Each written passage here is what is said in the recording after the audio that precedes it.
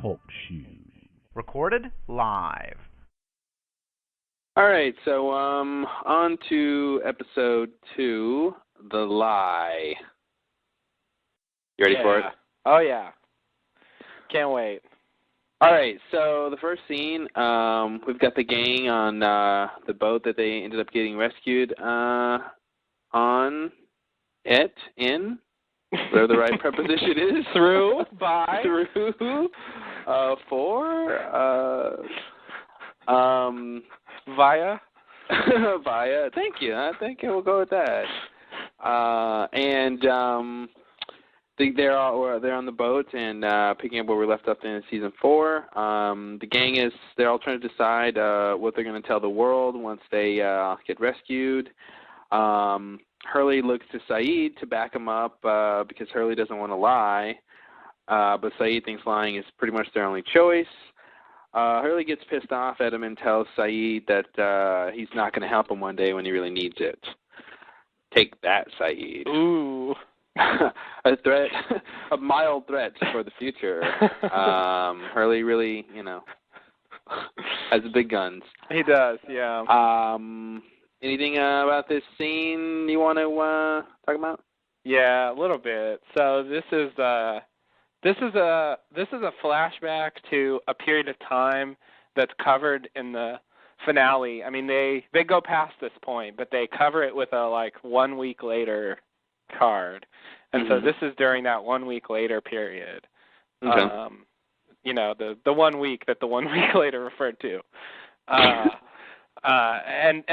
So they had a hole there where they could put stuff, I guess, and so they decided to fill in this little bit. I don't get it. I don't know why they did this. Maybe you can explain. You seem to know why people do things like this. Why they did what? Why the scene is there? Well, I think it's here this is the beginning of, the episode is called The Lie. This is the beginning of Hurley's reaction to having to tell this lie, which is pretty much his big thing throughout the episode. And really, I think the point is much like, Kate having to get on the run because someone wants her baby. This is the reason why Hurley's going to want to go back to the island. And, that being said, this having to lie, he doesn't like it. That's Ben says it at the end, you can come back to the island and, never have to lie again, blah, blah, blah. That being said, I think it's a very weak thing to base why Hurley is, he's very against this lie for some reason and lying in general, and I don't know why.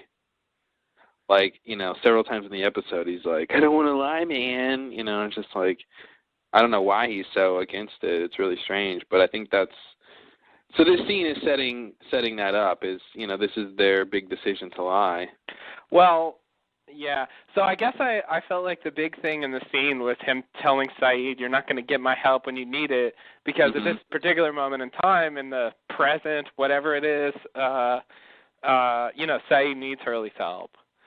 Yeah, and he's getting it. I know, that's the thing. When it gets to that point where it's okay, he says, I'm not going to give you help, and then they cut to him, helping him. Yeah. You wonder, okay, at what point is this going to come to fruition? And it doesn't. No. And so I think that part is, I don't know why they decided to have him say that. It seems like either Hurley forgot that he made that threat, or he's being a bigger person and just going ahead and helping him. Mm-hmm. So I don't know. To me, that part is the weirdest part of why he would say, "I'm not going to help you when you really need me." Right. And then they show Saeed really needing him, specifically him. And and it was he does it. So and I don't know. him helping, yeah. So it's a threat that doesn't come. And the other thing is about him not wanting to lie. Ben appeals to that, and he rejects the appeal. Mm-hmm. So it doesn't work to me on that level either. I just don't get it. Well, but that's the thing. Ben says, ordinarily, I think Hurley would have taken that offer, the offer to not have to lie. But because Saeed said do the opposite, he did the opposite. Yeah. you know, that trumped him, because Ben said the thing that would make Hurley want to leave the island. I mean, you know, go back to the island, you know, which is just, it's like we said before, it happens that, you know, Ben is able to offer Hurley something he actually wants, you know. Yeah. But by Saeed screwed him up, so. It's just sort of, you have in this scene Hurley saying, "Hey Saeed, I'm not going to help you when you need it, because you're sort of going against me right now. You know, you're not backing me up. And so you're not backing me up, so I won't back you up." So, but he does. On the other hand, Saeed later tells him, "Don't listen to Ben." And Ben tells him, you know, you won't have to lie anymore, which he doesn't want. But he listens to Saeed. I don't know. The dramatic arc here is confusing to me. The whole why did he choose Saeed to be mad at on the boats in this boat scene? Like, everyone else is agreeing to lie also. Yeah. Why is, if it was Charlie, maybe I could see, okay, this is his best friend. Yeah. I expect him, to back him up. But but it's like, okay, why when he said that, like, what, like, come on, Saeed, you're not going to back me up, like, I'm like, and then he has the threat. That caught me off guard. Yeah. Because it's like, Jack is going to lie, Kate's going to lie. It seemed like Saeed got singled lie. out because he was the only one hesitating. Oh, is that what it was supposed to be? Yeah. I mean, he's the only one who sort of initially said. Oh, like, that's right, because everyone else is. Yeah. Everyone else is pretty like firm. on board right away. Yeah, that's true. Okay. That's why he singled him out. I was wondering, like, why, why Saeed? Yeah. They're really, I mean. Well, maybe we just haven't seen the moment where Saeed really needs Hurley. I mean, maybe, there's going to be something else. Yeah, okay, and then he'll help him this time, but not the next time. Yeah, all right. I don't see Hurley in this situation not helping Saeed. I don't see how he could stop to think, oh, wait, I said I wouldn't help him one day. Yeah. Now, this is what I'm going to... I don't see Hurley having the wherewithal to stop to think, to process that. Yeah. He would just do what he did and react and do the best he can. So. Yeah. Yeah, okay. All right. That's all I got. All right. Next scene. So next scene, we got Hurley, Saeed in the car. Saeed is still passed out. Hurley's driving crazily all over the road. He smashes through some garbage cans. He gets pulled over by a cop, and oh, look, it's Ana Lucia, who we did not expect to see. Not at all. Unless you were watching the credits. Yeah. Which I wasn't this time. Oh, good. So I was actually surprised. So she gives him some hallucinatory lessons on how not to get caught by the cops, tells him he needs to get some new clothes, takes Saeed to someone Hurley trusts, and most importantly, not to get arrested. And then she takes off, and that's pretty much it. Yeah. Okay. So, yeah, definitely surprised to see her. I didn't think she'd ever be on Lost again after the weird circumstances of her departure. So that was sort of nice. Yeah.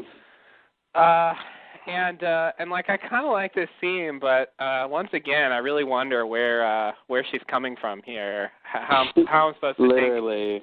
Literally. How I'm supposed to take her advice? Because I was thinking about that scene in the finale with Kate, where Claire tells her not to bring him back. And then you also have I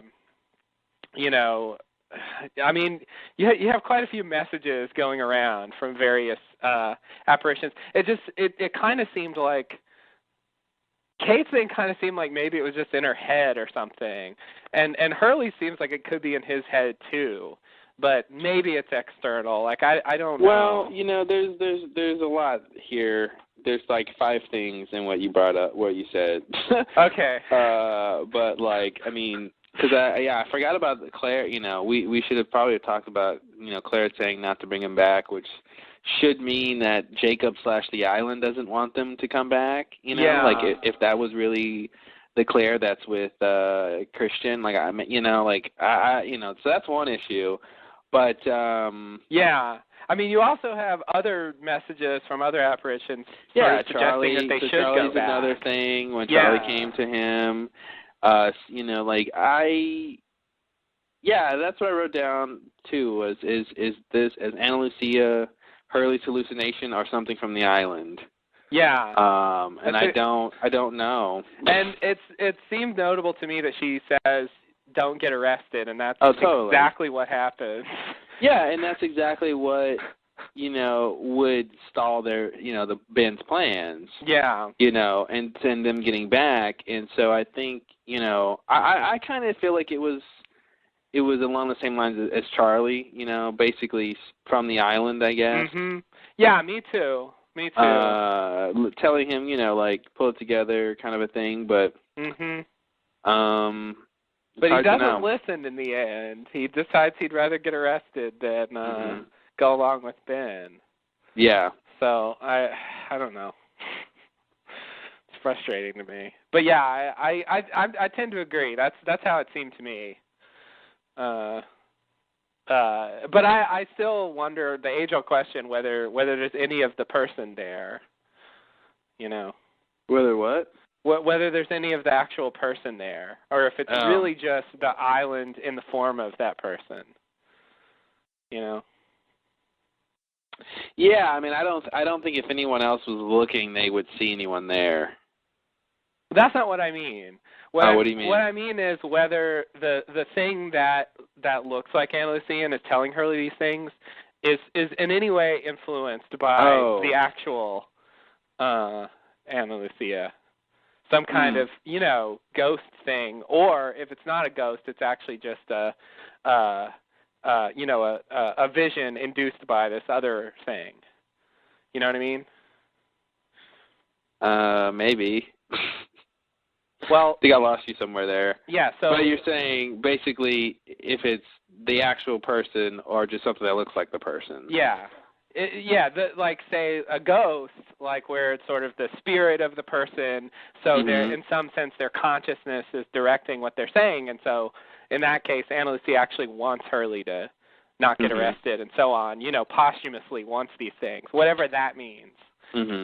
Versus Jacob or whatever can just Smokey or whatever. Can send Hurley like a mental image of this person he knew and speak to him through her, but it has nothing to do with the actual Ana Lucia. That's, which one? I mean, the line where she says, Libby says hi. That's weird. Yeah, that makes it seem like it's the people. Because if this is like Vision Libby or something, I mean, I guess Jago could just say this for Hurley's sake or something, but still, the idea of one of these things just saying hi is just sort of, that comes across as being the person. Yeah, I totally think it just, but to me, I feel like it's the person, but does that mean they're all in the island ghost waiting room or something? They're just hanging out until they get to go do something. You know what I mean? If all of these people who died on the island are still around in some sort of spirit form or accessible in some sort of spirit form, that's weird. Yeah, it is weird. And I wonder if they're going somewhere with that, if that's going to be a thing, at some point. Yeah, or everyone who's died, you see them again or something. Yeah. There's Boone, there's Shannon, there's, that'd be weird. It would be really weird. A lot of people. But yeah, I mean, there's not enough information here to answer that at all, but no. I always wonder about that when scenes like this happen. And hopefully one day we'll figure it out. Yeah, we'll see. So, okay. Definitely weird. Yeah. I think that's all I have on that. All right, next scene, we're back on the island. Bernard and Rose arguing the finer points of starting a fire. Neil... Oh, sorry. One more thing about the scene before that one. Jack says that Jack attributes the fake plane crash to Widmore. I just wanted to point that out. I guess Frank could have told him, or no, not. Well, yeah, I guess Frank could have told him, although he didn't believe it. So I don't actually know. I don't actually know who's responsible for that. For why Jack thinks that. Why Jack thinks it was Widmore? Yeah. Naomi or something. Yeah. When's the last time Jack talked to anyone who would know, who would think? Naomi didn't Widmore really did say it. anything about Widmore. Yeah. Because she died before she really talked much. Ben must have said something about Widmore. When was the last time Jack was with Ben? The finale, but he didn't say shit about Widmore. They barely talked. He pretty much just talked to Locke, who doesn't know anything. I mean, I guess Locke knows about Widmore, but who knows, or who would think that Widmore caused a plane crash, or the wreckage? Well, Michael thought that. Michael. And Michael definitely told Frank on screen.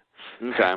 Frank's on the boat, so but the thing is, when he told Frank's just like, "You're crazy." That's, something like, "I thought I was a conspiracy nut or something,"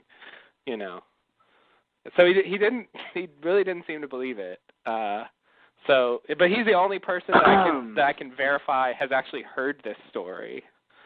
That's who it was. He said the guy hired a boat of people to kill all of us. He faked the plane crash. Yeah, I don't know. Yeah, so I forget when Jack. I'm curious if Jack that was ever on screen where Jack hears that from anyone. Like Saeed and Desmond heard the captain say it was Ben. Mhm. Yeah, I remember that. So we have that. So there's two people on board who have definitely heard it attributed to Ben. Frank has heard it attributed to Widmore, but didn't seem to believe it. The rest of the characters, who knows what they know? But I don't think there was anything on screen. Mhm. Yeah, I mean, this could just be one of those lines that they throw in there, and it's really no evidence that he should know that. Okay.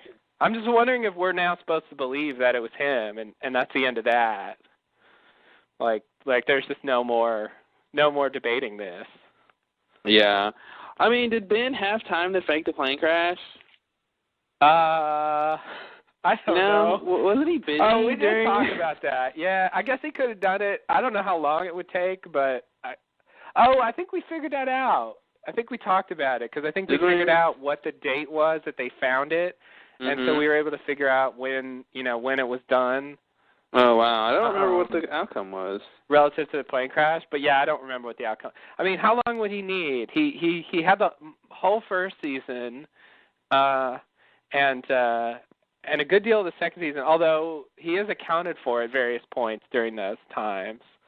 But he would only. But he could do it from afar. He would only do it when Widmore's getting close or something, right? Or like, I mean, when would he?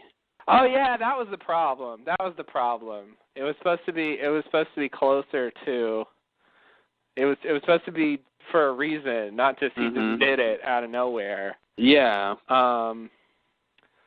So yeah, you're right. I guess that's the problem, because Ben is pretty much totally accounted for. I mean, I guess he's been busy. He has had cancer for a while. Yeah. Yeah.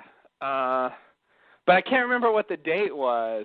Of the fake plane crash? Of the fake plane crash found being discovered. I mean, I guess that's the best we can do to figure out when it was put there. That's probably on Lostpedia, right? I'm looking right now. Oh, let's see. Okay. Oh, crash is spelled with an S.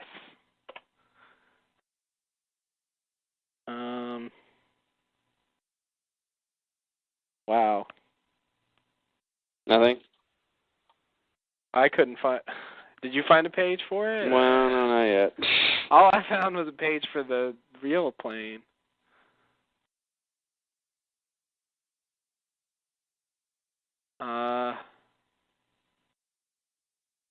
Conspiracy. Okay, do we have some dates? Oh, God. Sorry. Well, I'm sure it was... Here we go. Okay, there's the where.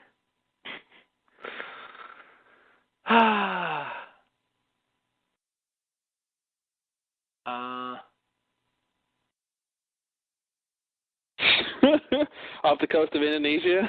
Yeah. Yeah, I found that.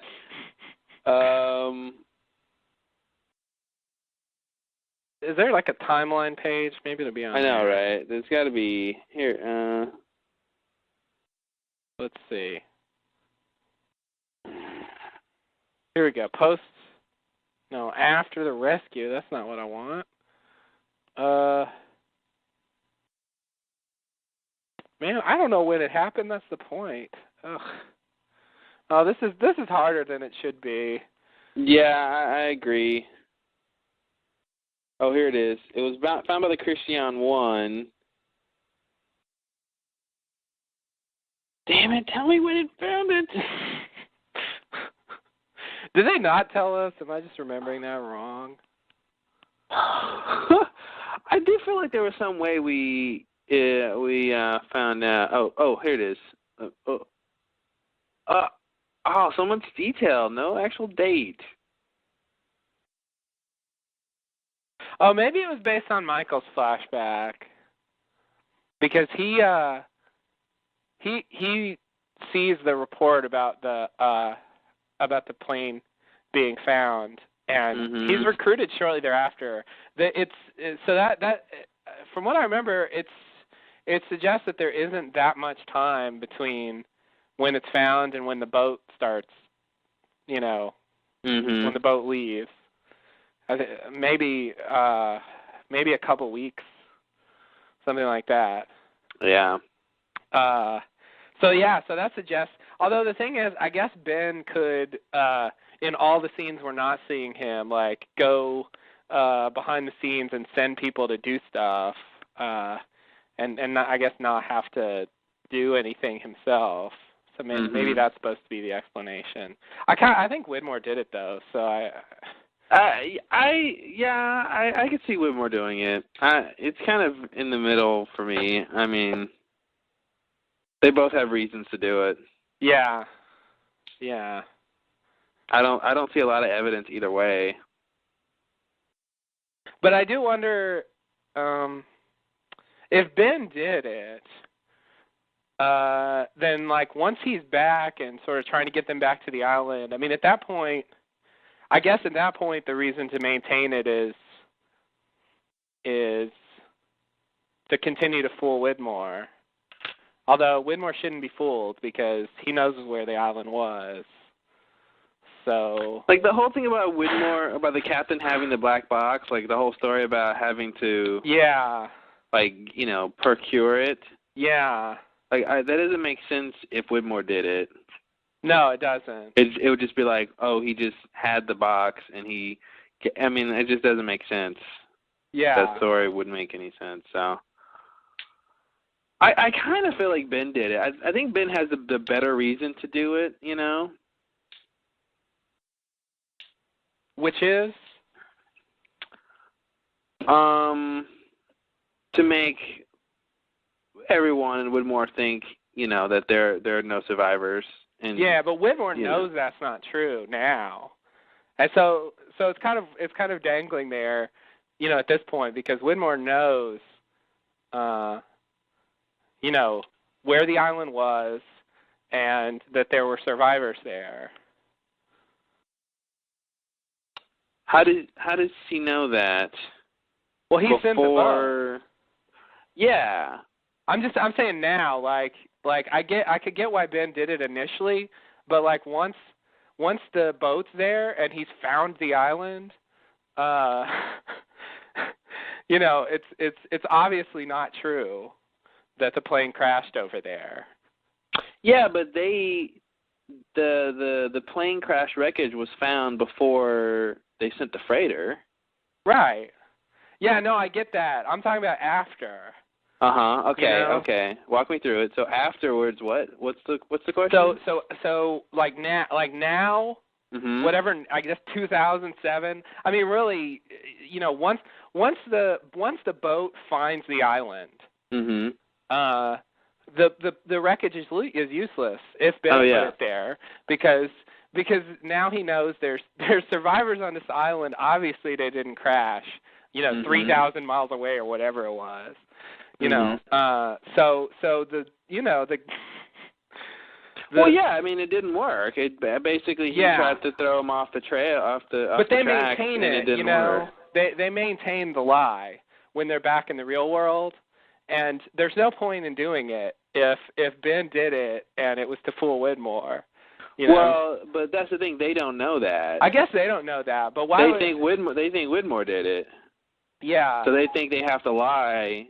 Yeah, but it's just sort of really pointless at that point. It's not doing anything for anyone. Well, but they don't know that. I guess not, but Ben could tell them. Well, I mean, it would be pretty crazy for Ben to be like, "I faked this plane crash." Well, yeah. I wanted to perpetrate that you were all dead, so no one would have any hope of finding you. It just seems strange to me that they're focusing on that it's a thing. If they really don't need to do that at all, like it's a complete. I guess they could do that though. They've done that before. Well, I mean, like I said, I think they're obviously making this lie thing a big deal. Yeah. So that's part of the lie is. Yeah, I think that's why I'm inclined to think it's Widmore. Because that's the thing. Like they can't come out and say, hey, they can't lie and say. Basically, their lie doesn't work unless they make it seem like the plane that was a real plane crash wreckage. So they can't just come out and say, "Oh yeah, that's not real," and you know what I mean?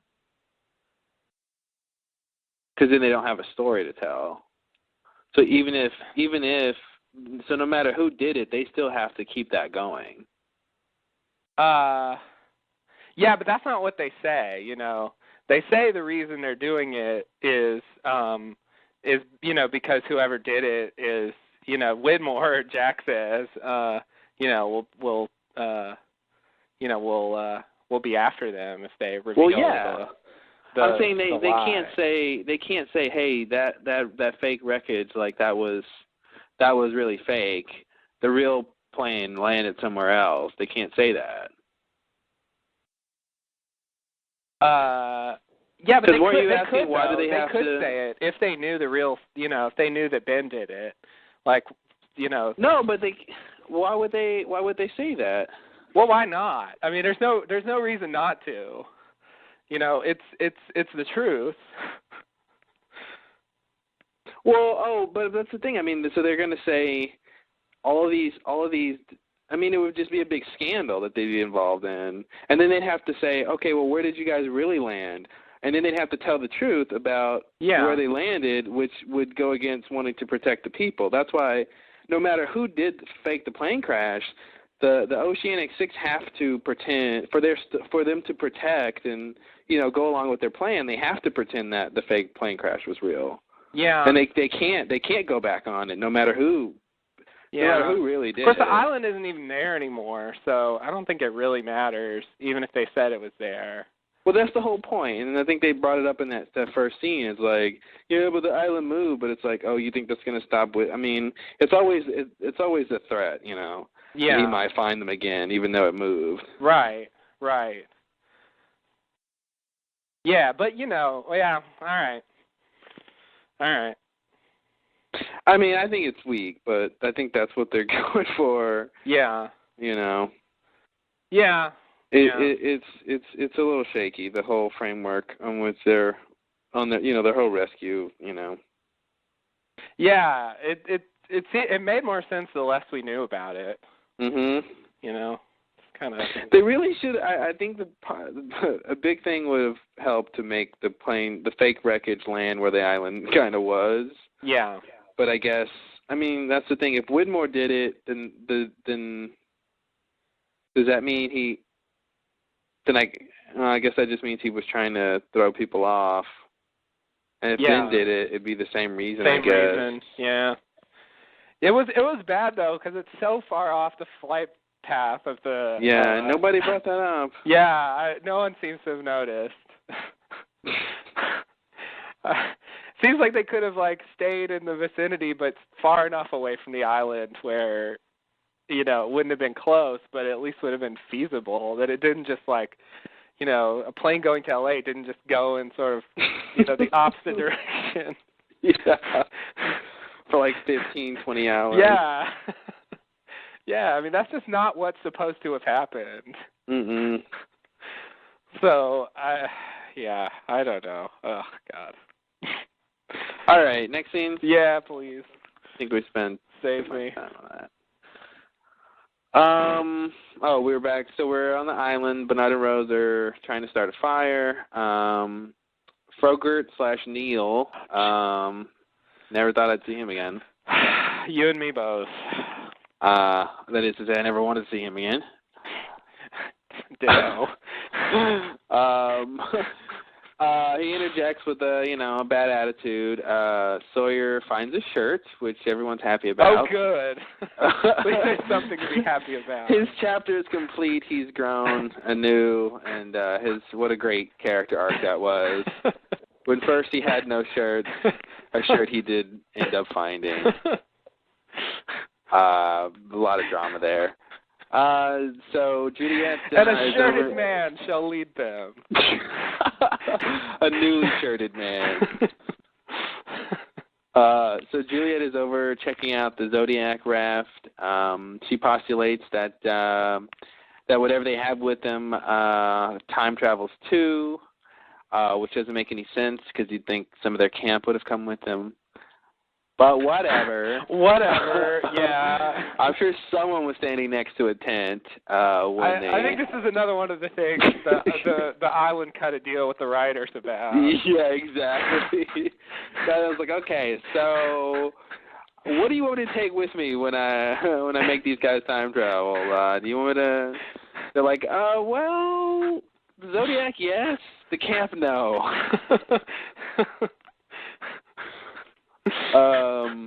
Yeah, so yeah, I'm guessing they want the Zodiac raft for some reason. They definitely want it.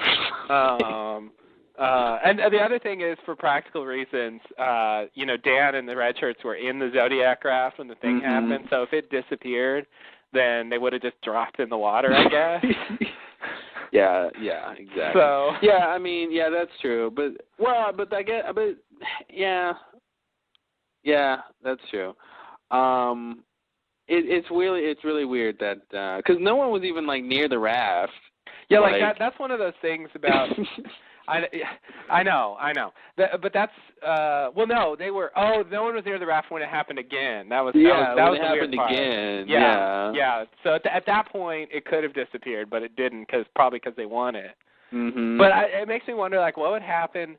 What would happen if someone went down into the hole where the hatch was and just stood there while the thing happened? Would the wall like go through them? Like I always wonder about how that's supposed to work. Yeah, it reminds me that it's kind of a similar thing when I was watching the last Battlestar Galactica, and I've thought this before, is when they do the jump, the warp jump or space jump or whatever, FTL, like they never jump into a region of space where there's something already there or another ship or something, and I wonder how that works, where they're able to jump into an area nothing's there all the time. Yeah. Even when they all jump with all their ships, I think supposedly they do calculations and figure out that there's nothing there. Because there was a thing about doing blind jumps, and they talked about the possibility when you're doing blind jump that you could jump into a star or something. Oh, okay. Yeah. I mean, I figured they did calculations, but I thought like they were jumping further than like their sensors could really reach. So it does seem that way, but yeah, supposedly there's science involved. I mean, even like a couple ions or something would be in that space. Don't you think like something would happen? Yeah, I do actually.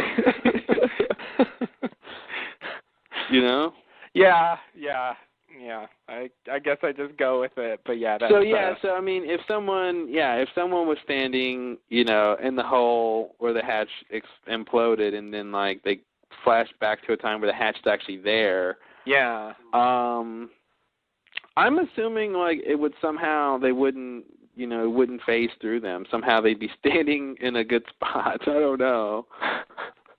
Like no matter what, even if they were exactly where the wall would have been. I mean, yeah. I mean, because if you think about it, like why if you really want to get down to stupid questions, like really minute stuff, it's like I do. Right? I mean, it is a lost lowdown. When they time shift, where they're standing, maybe near some plants, and when they go to the next time period, maybe a plant is there. Yeah. And their foot would intersect with the plant or ant or whatever that's. So I mean, yeah, it gets way crazier than that. Really, definitely. None of that stuff really works. I mean, yeah, it just sort of does exactly what they needed to do. Mm-hmm. And nothing crazy. Yeah, I mean that seems like that would be a problem, but it's just not for whatever reason. I mean, even the air that they're standing that's there before they warp in, Yeah. Yeah. Where does it go? Mhm. Yeah, that'd be weird. They're like filled with air that was like there before. They just kind of, I don't know, blow up or something. It'd be really crazy. Yeah, I would want to see what that's like. Yeah, I wouldn't either. Sounds gross and creepy. Speaking of gross and creepy, totally. Daniel comes back from talking with Desmond. Oh. Claims he was lost. Mhm. He decides that he needs to calculate where they are in time, so he can find a new bearing for the barrier. Don't forget about the barrier, guys. Yeah, we remember the barrier. Miles leaves to go get some food, and Juliet decides she's going to get some water. I guess her and Sawyer. So that was the end of that. The new team. Yeah, so... right? The new team, indeed. Yeah, I don't know. It's weird. It's weird to have them. Yeah, they're good together. Yeah. It works. Yeah. It's no Juliet and Jack, but, or Kate and Sawyer, but it's a different grouping. Yeah. Yeah. Yeah, it's nice to have Juliet sort of, she was really pushing the background last season. Now that she's there, she's sort of higher up than a lot of the other people. So she's definitely got a rank boost. Yeah. And she's good. I mean, Juliet's, she's always been good, so. Yeah, she was good, definitely. I was going to say, those of you who remember the Mobisodes will remember this character, Frogurt, from the Adventures of Hurley and Frogurt or something. One of the worst Mobisodes, I think. That was one of the worst. This character is just beyond annoying to me. I don't like how he says words. I don't like just looking at him standing there. Everything. I just cannot stand this character. And he's worse than Nikki and Paulo combined. He really is. I'd way rather have Nikki and Paulo than this guy. Yeah. They were great compared to him, definitely. God, is he irritating. I don't know how. Oh, God. Something about this guy. It doesn't help that they call him Frogurt. It doesn't. And for a while, they were just laughing, ha, there's a guy named Frogurt. But, now we got to listen to him. I do not want to listen to. And he's exactly the same as he was in that Mobisode. He just sits there and whines and whines and whines. Yep. And that's all he does. That's it. He has no redeeming qualities. I can't. I guess he dies in this episode. So, okay, we don't have to see him again. But he got too many lines. He showed up too many times in this episode. Yeah. Too many times. I didn't want to hear And it. I do think it was another one of those situations where an annoying character and the writers show him being as annoying as possible and then kill him in a very gruesome way, like they did Nikki and Paulo. Yeah, they love that. They love oh, you don't like this guy? Here, we'll torture them and then send them packing. Yeah. I guess that's their solution. I don't know. It's okay to have annoying characters. We'll just kill them and you can be happy. Yeah, you can be happy. It doesn't work for me. Like, I'd rather you just not have the character at all. Yeah. Or not make them annoying. How about ditch all the bad stuff and keep the good stuff? I don't want an annoying character just so you can kill him. Like, that's just to me that's a waste of time. Oh God. I guess they do hope that the character wouldn't be annoying, but it just turns out that way. Yeah. I guess they do. So yeah. Anything on this Besides scene? that, I don't know what to say about this scene. No, there wasn't much there. Yeah. Dan's gonna get cracking. Speaking of Dan doing calculations and stuff, I guess we never figured out some of the experiments he did before. The one with the playing card memory test. Yeah, no. That was with Charlotte, right? Yeah, that was with Charlotte. That makes me, I wonder if, because wasn't he asking her the questions? No, she was asking him the questions. She was asking him the questions. Okay. Yeah. He was able to remember 2 out of 3 of the cards. Yeah. Yeah, like that. What is that about? They made it seem like something was wrong with him, but that doesn't seem to be in play anymore. Now that seems like there's something wrong with Charlotte. Yeah. And then the whole thing with the payload. The payload? You weren't going to talk about the payload? Well, that was a separate thing. That was like whatever. I was trying to think of wasn't there another? Oh, well, the whole light scattering differently. Oh, yeah. Like what was that going to come to? Nothing. All right. Yeah, that was a big nothing there. Yeah, the time differences, the bearing, and how all that's supposed to work is still really not clear at all. And now that they've introduced this extra bit of shit going on, I don't think it's going to get any better. So.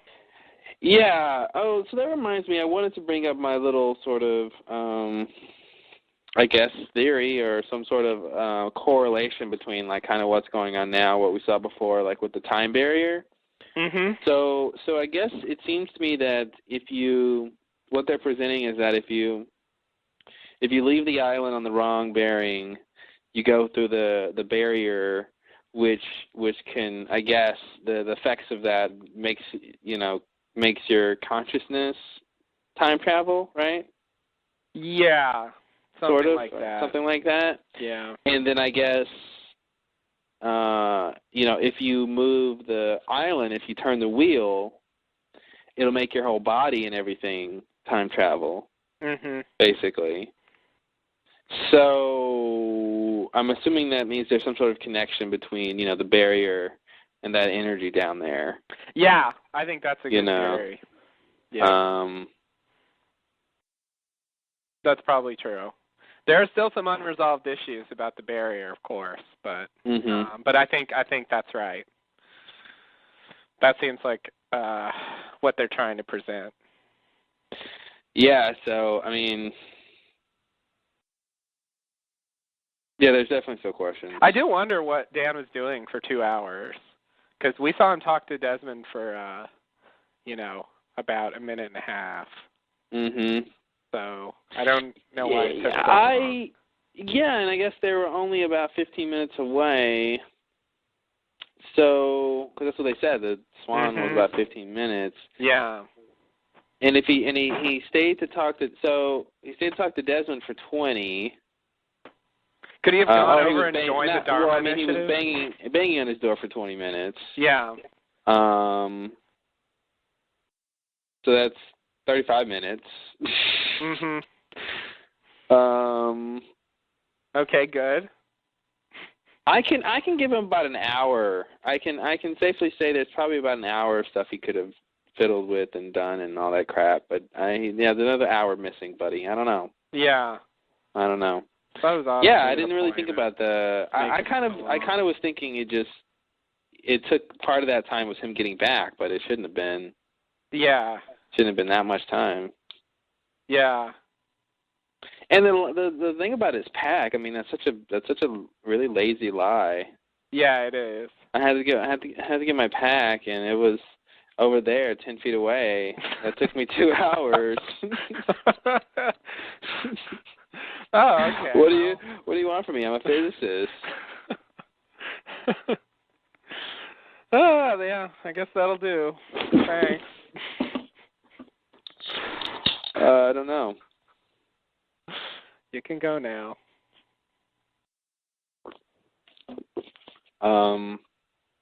Next thing. Yeah. Sure. Let's talk about Frogger some more.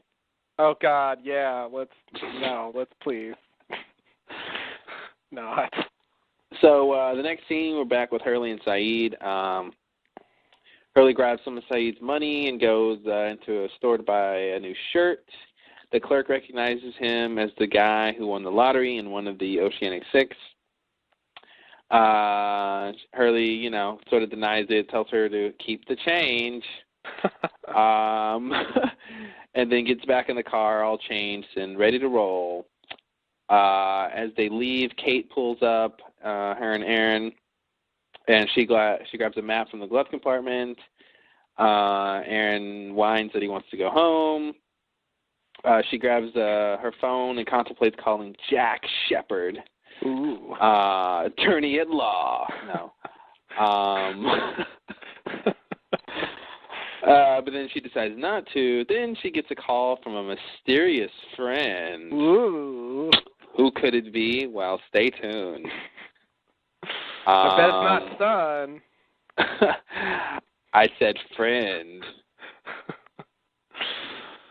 Oh. So, not much here except that they make LA seem really small. Oh, yeah. With them being at the same gas station. Just sort of accidentally being right in the same place, yeah. Yeah, and I'm like, where's Kate going that, she needs to pull out a map?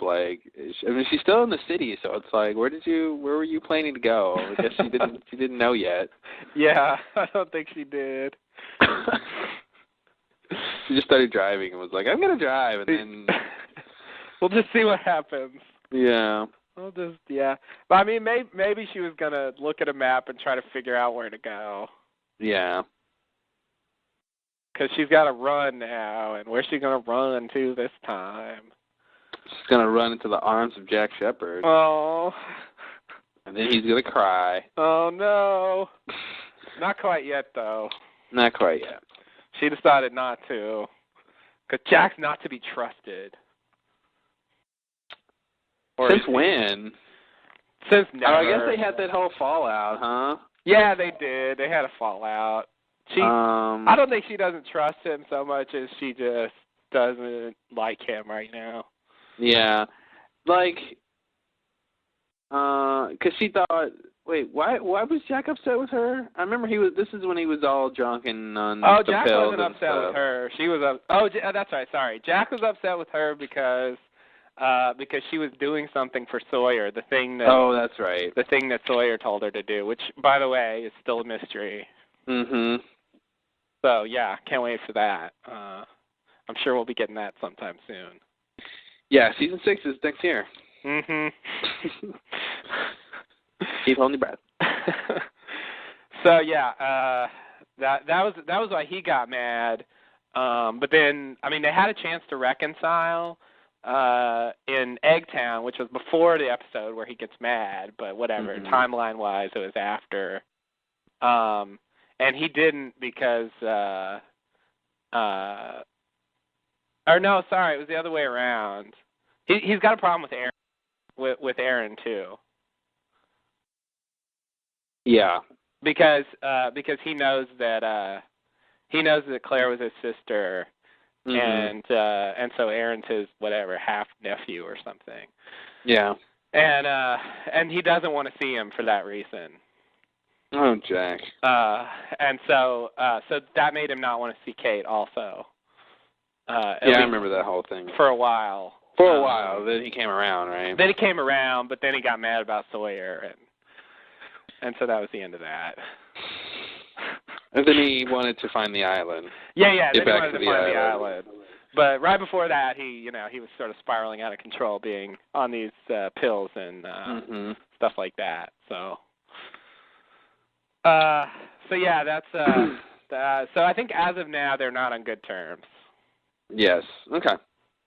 But I think if Jack cleans up his act, I think Kate will come around. I just have a feeling they're not going to be pissed at each other for the rest of the show. I think they're done being pissed. I think it's time to get over all that now. Yeah. All right, so next scene. We're back at the hotel room where Jack and Ben are. Ben grabs some sort of suitcase thing from a vent. Ooh. And assumingly obvious nod to No Country for Old Men. I'm glad you thought it, because I did too.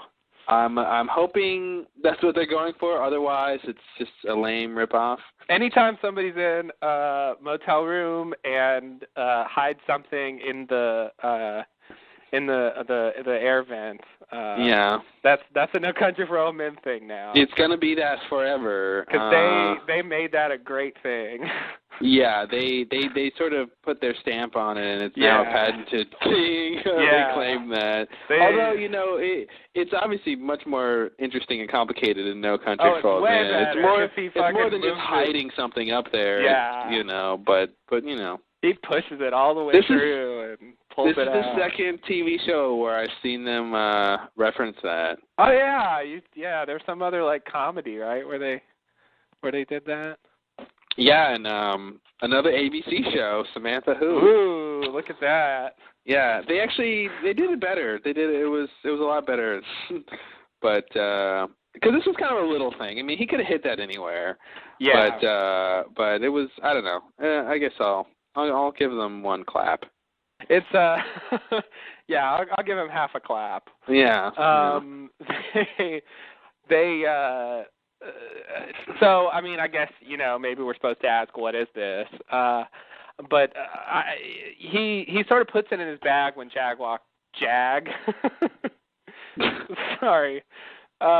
He puts it in his back when Jack.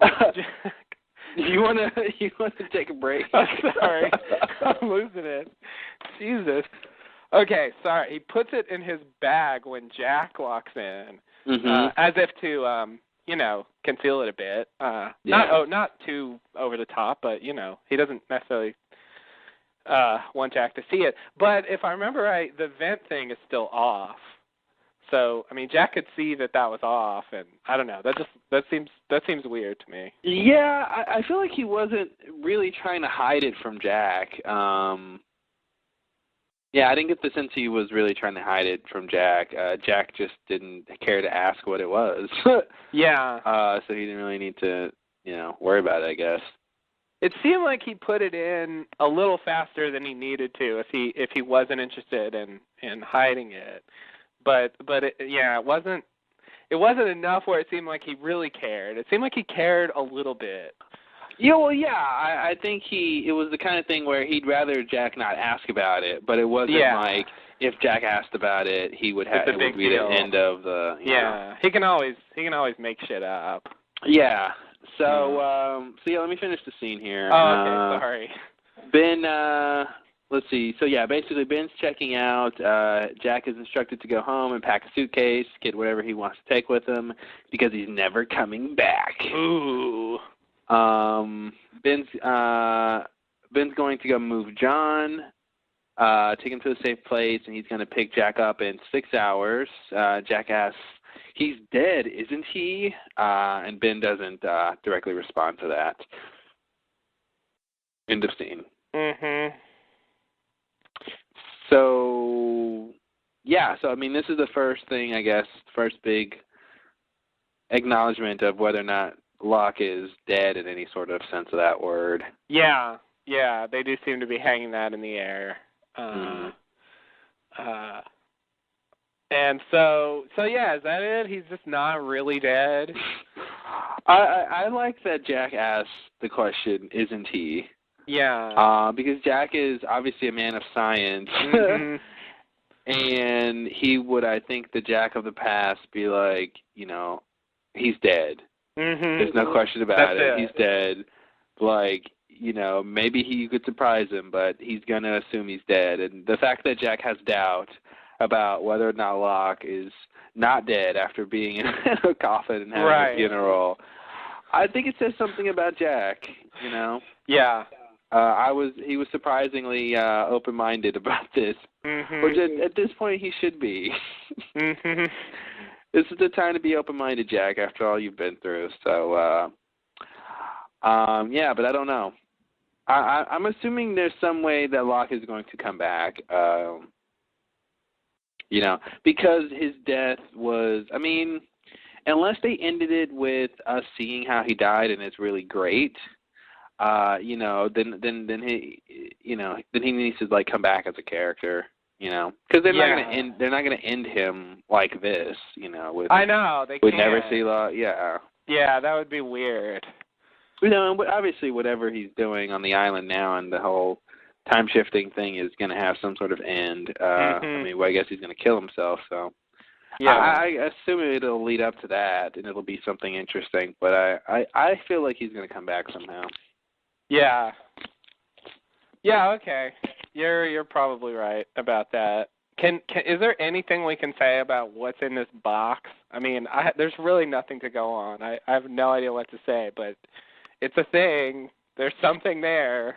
It was some sort of box, and it was wrapped in kind of a cloth. Yeah. There really isn't anything to say. No one mentions it or talks about it. We just see it in this scene. I think probably next episode it'll come up. Yeah. Okay. I think it's something to do with obviously with this big plan that they're doing. This is, as we'll talk about more, I guess, this is a pretty big operation that's going on here. It seems to be more than just getting the Six back on the island. Yeah, it seems there's to be some a other whole, stuff. Yeah. There's other stuff going on. So, what could Ben have that? I don't know. Something he needs to keep safe. I don't know. Yeah. I think it's something I don't know. I'd be surprised if we could even guess. If there's even a chance we could guess, yeah. It's probably a new Revelation thing. Yeah. Yeah, okay. He's always got something new. Always. Always something up with him. And probably always will be. Mm-hmm. So, just need to get Next scene? to it. Yeah. All right. Next scene, we're back at Hurley's place, their dad and mom's place. His dad is making an incredibly expensive sandwich with all the caviar he put on there. Yeah, that was a lot. Yeah. It would really be nice to be that rich. I've never had caviar, and I kind of never want it. But no, but something that quintessentially expensive, and to just put it on a sandwich and just indulge in it, they've got a lot of money. They won a lot in that lottery. Yeah. Which reminds me, no more curses, no more bad luck. Apparently not. It doesn't matter anymore. I guess in the long run it wasn't that bad. Guess not. Some tangential people died, but yeah. In terms of the Reyes family, not so bad, huh? Yeah, I think he had an uncle that died. Yeah. He lived a good life. Yeah, you're right. He was older. Yeah, or no, it was a grandpa. So it's even better. Yeah, even better. You're right. It was his time anyway, so. Yeah. Yeah. Yeah, I don't know. Not so bad on the. If someone told me you could have all these millions of dollars and what Hurley had to go through, not too bad. Yeah, they're so done with the numbers. I did forget about that scene from the finale where where they show Hurley at home and and Cheech takes them into the garage to show him the car, and he says he's fixed it up, and let's wanna take it for a spin, and so they get in the car, and it turns out the numbers are on the odometer exactly, and so he freaks out and runs away. Well, guess what? He got over it. Yeah. Like, that just doesn't matter anymore. Yeah, I don't know what to do with that. That was weird. Yeah, and Cheech says, what a coincidence. I feel like that's it. It was just a coincidence. It could happen. Yeah, it could. So, I have a hard time believing the numbers are a big deal at this point in the show. Oh, at this point, yeah, I don't think they matter. So clearly, his family definitely seems fine. He's having a rough time, but that's not, I don't feel like that's the numbers' fault. No, that's Hurley. That's Hurley being Hurley. Yeah. That's because he grabs a gun and walks to a balcony. Yeah, that was really not the numbers' fault. No. Numbers didn't do that.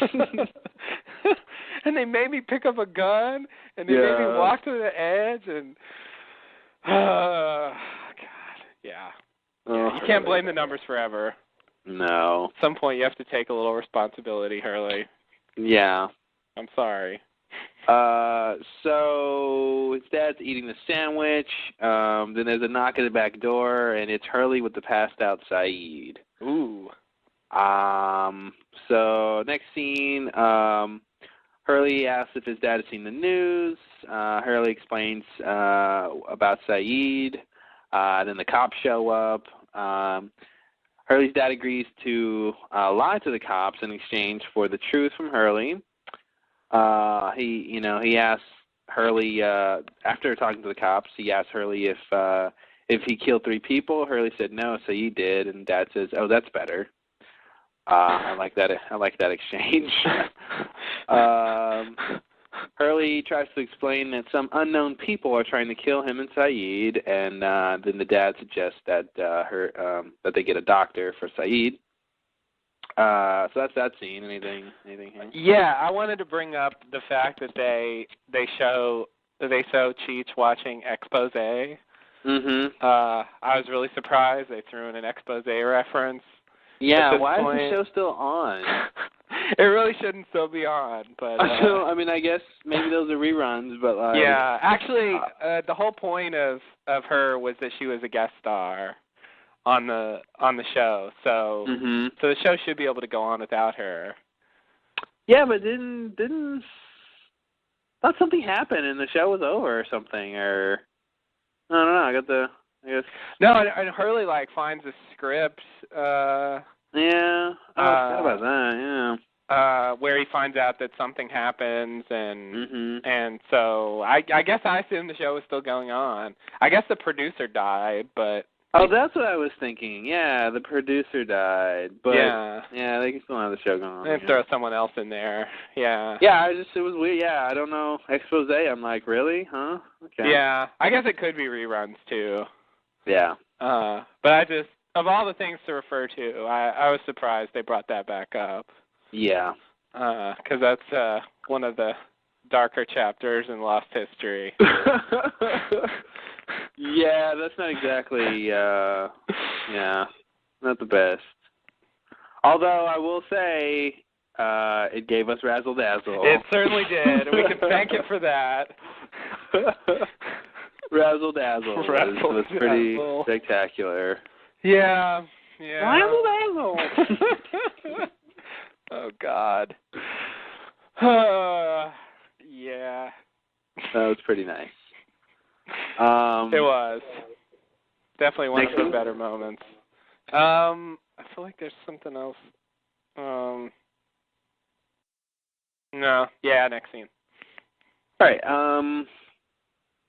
Next scene, Kate shows up at a hotel. Aaron wants to push the button. Ooh. she helps him push the button, and then they show up to a hotel room, and on the other side of the door is Sun. Short scene. What the fuck? WTF, it's Sun. Next scene, Ben enters a butcher shop. The lady behind the counter kind of waits till the coast is cleared. She starts talking to Ben. We find out her name is Jill. She's ready to take Locke's body and keep it safe. We kind of realize there's a bigger plan going on here, and that if Locke isn't kept safe, everything they're about to do won't matter. Yeah. Okay. So this makes me wonder if there's, if there's more to what they have to do than what seems to be apparent, which is getting the Oceanic 6 back on the island. Yeah. So, at the very least, it's important, that they have Locke because, I think he obviously needs to go back, If the Oceanic 6 needs to go back, he should probably need to go back too. Yeah. And so, but that, I guess the next core step is, is there more than that going on? Yeah. Yeah, that's what I'm wondering. Maybe not. I mean, maybe that's all there is. They're just all working behind the scenes to prepare for them to go back, whatever they're going to do to make that happen. So, I mean, we need to talk about Jill because, what's her interest in all this? Is she going to go back to the island? Is she someone who's been there before? Yeah. Why does she care about what's going on here? I have no idea what her deal is. This is the first I've seen of Ben having these associates sort of in the world doing things. From season 4, it really seemed like he was on his own. I mean, he was certainly making things happen, but it didn't seem like he had this network of people. Devoted to the cause. I mean, I assumed in the old days maybe he sent some others out there. I don't know if these are supposed to be others. I guess I feel like they're not. I get the sense that they're others. But I don't know. But it feels like the kind of exchange like she's another basically. Okay. All right. Well, I mean that would explain it. I don't know. For some reason I thought they weren't. But yeah, maybe so. That would do it. Yeah, I don't know. I mean, I can see that they're Ben having sent others out there before, and at some point, maybe they never came back, and they're still on assignment or whatever it is. But so there could be that. This could be someone he is in contact with more recently. I mean, I'm sure Ben can. He's good at recruiting people, so. Yeah. This could be a more recent contact. I don't know. Yeah. I just get the sense there's this group of people who are all invested in the Oceanic 6 getting back to the island. Yeah. I do too. That because that along with finding the island, Yeah. And I guess I kind of wonder. I guess Ben.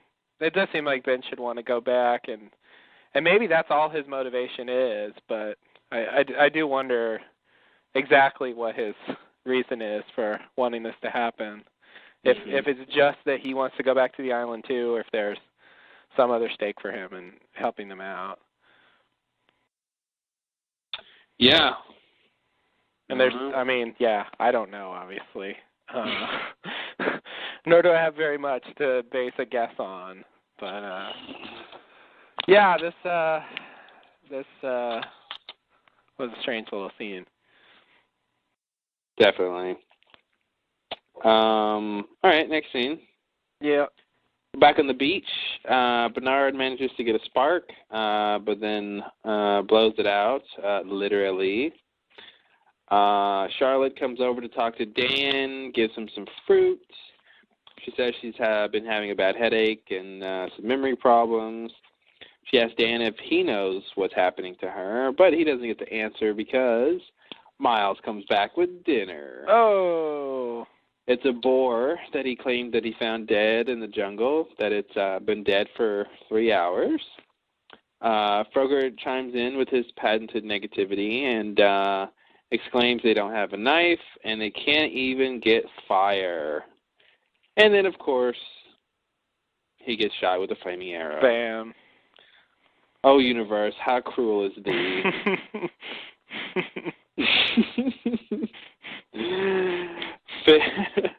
Karma is an evil bitch. Then a barrage of flaming arrows starts coming from the skies, hurling at the beach. Everyone starts to panic and run.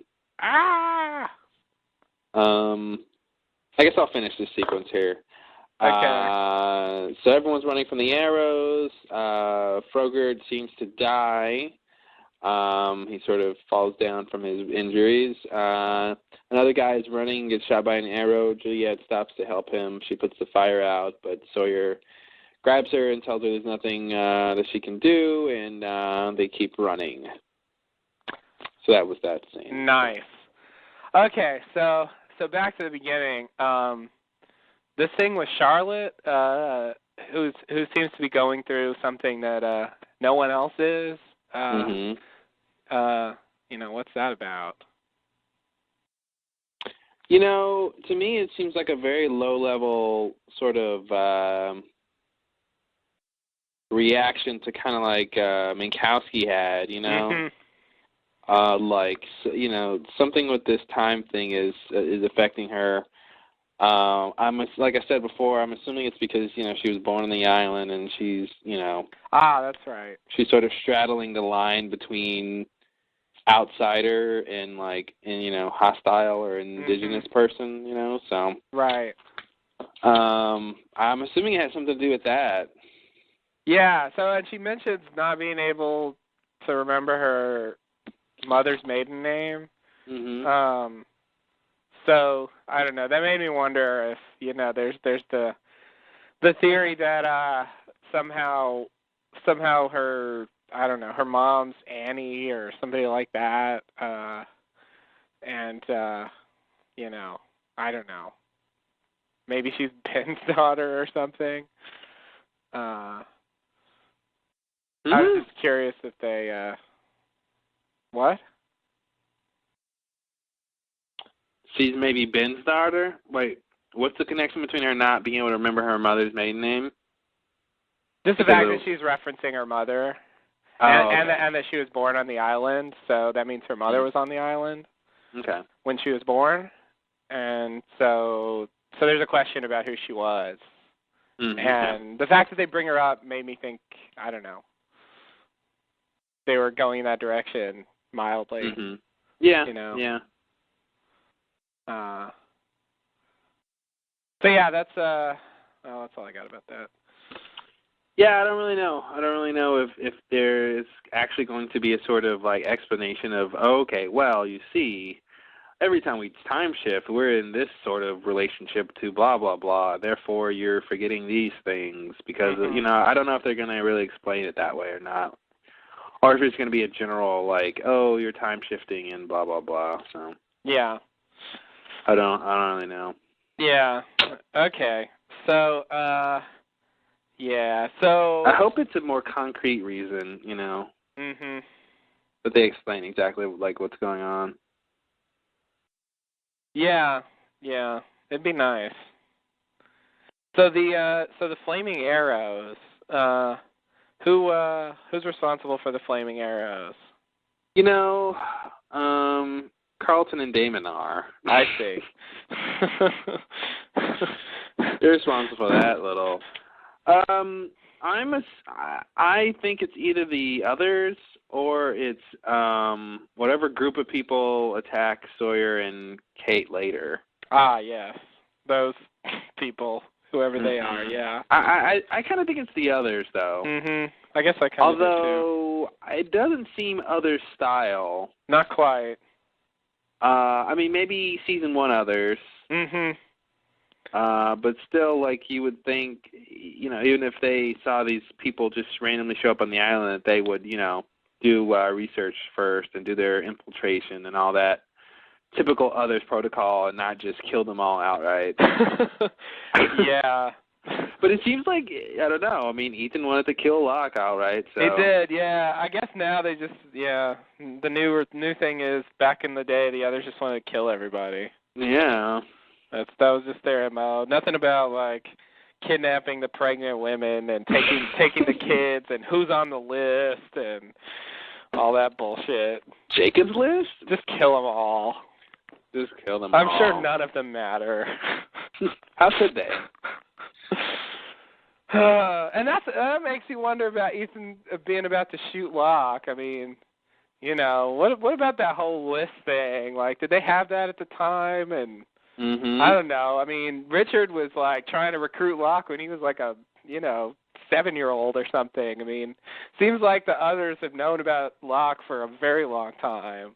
Ethan didn't know somehow. Ethan didn't get the memo. I guess not. I don't know. Yeah, I mean, maybe he's just on the peripheral, and he just didn't. Yeah, he just doesn't have access to that stuff. But it does seem kind of weird. They're just gonna shoot everybody.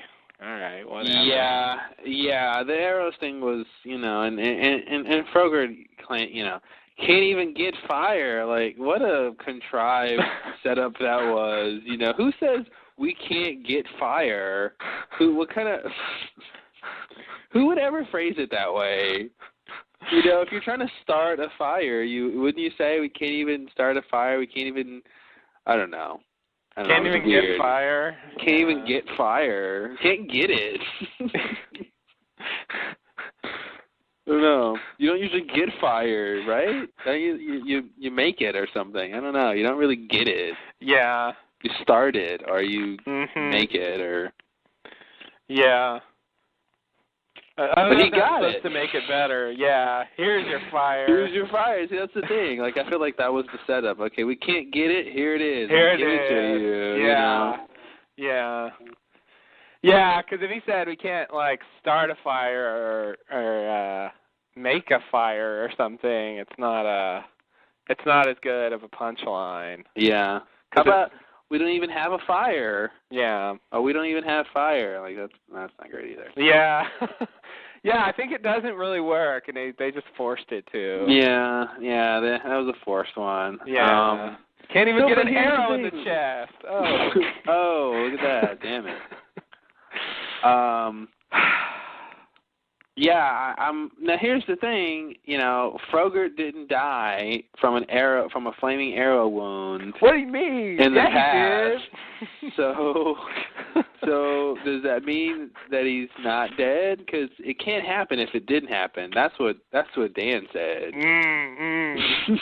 Yeah, so we'll see if they flash again and he's just miraculously there. He's back, but I don't think that's going to happen. So I feel compelled to bring up something from the podcast here. All right, enlighten us with their rule-breaking commentary. Yeah, no, this really isn't about the rules. They just said that we're supposed to take from this scene that, like, most of the red shirts are dead. Okay. So they just use this as an opportunity to kill off most of the red shirts. I see. Which I guess they wanted to do just because of the baggage or whatever. But but yeah, that was not really clear to me from this scene. I mean, I saw some of them die, obviously, but I wasn't. I think they meant it to be more devastating than I thought it looked. There were a lot of arrows, but that's the thing. There were a lot of arrows. Not so many people dying. Yeah. But there were definitely a lot of arrows. But I didn't really know how many people were still alive anyway. Yeah. I had lost track of how many of them were still around. I don't even know anymore. Yeah. It's up in the air. I'm assuming it'll be they want to have just enough to fit in the Zodiac next time they need it. Oh, look at that. So that's like the main people. The main people can fill it up, yeah. Yeah. I mean, they got what? I mean, Sawyer, Juliet, Miles, Charlotte, and Dan, and Rose and Bernard. Rose Bernard. That's it. That's it. I don't even think they have room for the red shirts. Yeah. Yeah. Oh man. Well, Rose Bernard aren't going anywhere, right? I guess not. I guess they're not going to leave. But if they just leave the island, I mean, they can't just leave the island, right? I mean, well, Dan's gonna find a bearing. I guess, but that's weird. If they just leave, leave, and then the Oceanic Six come back and like, hey, then, where'd you get? What? You're on the island. We were just there. And then they have to go back. And then they have to get back. And, oh God. Yeah. Then they have a season 7 of Lost, and then no one's happy. Yeah. What? You guys should have called and told us you were coming to the island. How are we supposed to know? We're time traveling over here. Yeah, we're busy time traveling. So, all right. Next scene. Yeah. All right, so we're back at the house that Cursed Lotto Numbers built. And, I'm sorry, what? Oh, I got it. Okay. Yeah. I didn't know what word you said. It sounded like a crazy other language. Okay, gotcha. English. Thank you. Hurley reacts to seeing the cops staked out at his house, and Hurley's dad wonders if Hurley is really crazy or just lying. Then Mama Reyes enters, and wondering why a dead Pakistani is on her couch. Mm-hmm. Hurley tells her he's not dead. And he's not Pakistani. Well... More on that later. She says he's not breathing, but then we, after slight panic, realize that he is. Then Hurley and Dad put Saeed in their really nice Land Rover, and then the dad takes Saeed away from the house. Where they're going, stay tuned to find out. We'll never know. That's the last we ever saw of Saeed and Hurley's dad. That'd be awesome. You never see them again. Well, what happened to Saeed? He was passed out, and then Hurley's dad took him. We never saw him again. Never saw Saeed again. That would actually be a really great and awful way to end his story. It would. Yeah. Hurley's dad, like, I'll fix this, and he just leaves it and never comes back. Oh, man, yeah, that'd be sweet. The audacity of it would be great. Yeah, like he just leaves all the money, the house, the wife, his family, for some reason just to take Saeed somewhere, and who knows if Saeed ever wakes up. Yeah, the end. The end. In season 6, we're like, where's Saeed? Is he ever going to show back up? And he never does. He never does. That's it. That's it. No one ever talks about it. God, they would so never do that. But no, they wouldn't. I like the idea that they might. So, yeah, I was a little, there's times when they have those moments where, there's a very easy setup to something they're going to say or do. Yeah. And they do it, and you're like, okay, yeah, I saw that coming. Mm-hmm. So, like, when he said, why, the mom was like, why is there a dead Pakistani on my couch? Mm-hmm. And I'm thinking Hurley's going to say, he's not dead, and he's not Pakistani. Mm-hmm. Or, and he's Iraqi. And he didn't say that, and I don't know why he didn't correct her. Yeah. It just seemed like a very obvious thing to correct. Yeah. And a very, and like it would be telling that Hurley would know and catch the difference and all that, and that's his written, Yeah, he should know. And he had time. Yeah, because he was had upstairs, time. and so it didn't like ruin the scene that he would say that. Like he exactly. He could easily say that and keep the momentum going. So yeah, I was just so surprised that he didn't comment on that. It's like why have her? Yeah. Why have her? Get it wrong. Get it wrong if it's not just an opportunity for him to correct her. Yeah, that reminds me. There's a scene along these lines in Meet Kevin Johnson from last season where Michael goes to pawn the watch that Jen gave him, and when he takes it to the pawn shop, the the pawn shop guy's like, what is this, Chinese writing? He goes, it's Korean. You know, he corrects him because he knows what it is, and exactly. You know, he's so they've done that before. You know, so it did seem really odd that they made a point of writing the wrong thing and not to have the person who really knows. Correct them. So yeah, I agree. Yeah, it's weird. And she's met him before, right? Like, she has met him? Yeah, she met him. They had the whole party. She met him at the party and at the when Ocean 6 came back. Like, there was a whole sad like scene because when they got out, like everybody had their families waiting for them except Saeed had no one. And Kate had no one, and so you see Hurley like introducing Saeed to his family. Yeah, like this should be somebody that Hurley's dad and mom knows. Like this is the guy who was stranded with my son and with this horrific experience with. They should like know who this dude is. The way they've depicted it, they do know him. So yeah, it's definitely weird that she says that. I forgot that they knew him, and I watched season 4. You win this one. Wow. Yeah. No, wow. I remember that because it's not the kind of person you forget. Like, this guy, survived this crazy thing with my son. Yeah, there's 6 people. I really don't think you forget them. Yeah. I don't know how you. And then they had the whole party, and it's just like, how do you forget Saeed? Like, on 2 different occasions they showed them interacting with Saeed. So, like there's no excuse for them not to know. It's ridiculous. It's they crazy. just wanted to have her say that line. Yeah, for no reason. For the comedy. Yeah. All right. Next scene. Yes. All right, next scene, we're back at Sun's hotel. Sun and Kate are talking. Sun says she's in town for a few days on business. She shows Kate a picture of Ji-yeon. And did I say that right? I think so. Okay, I tried. Kate shares that someone wants a blood test, part of the lawsuit. Sun discerns that the men aren't interested in exposing the lie. That they just want Aaron. And she, I know, good assumption, Sun.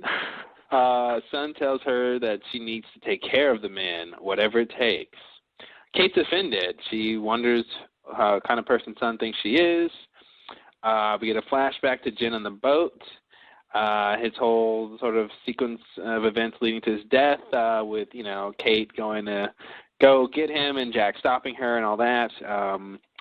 But we find out Sun doesn't blame Kate. She thinks that Kate helped help all of them get saved, basically.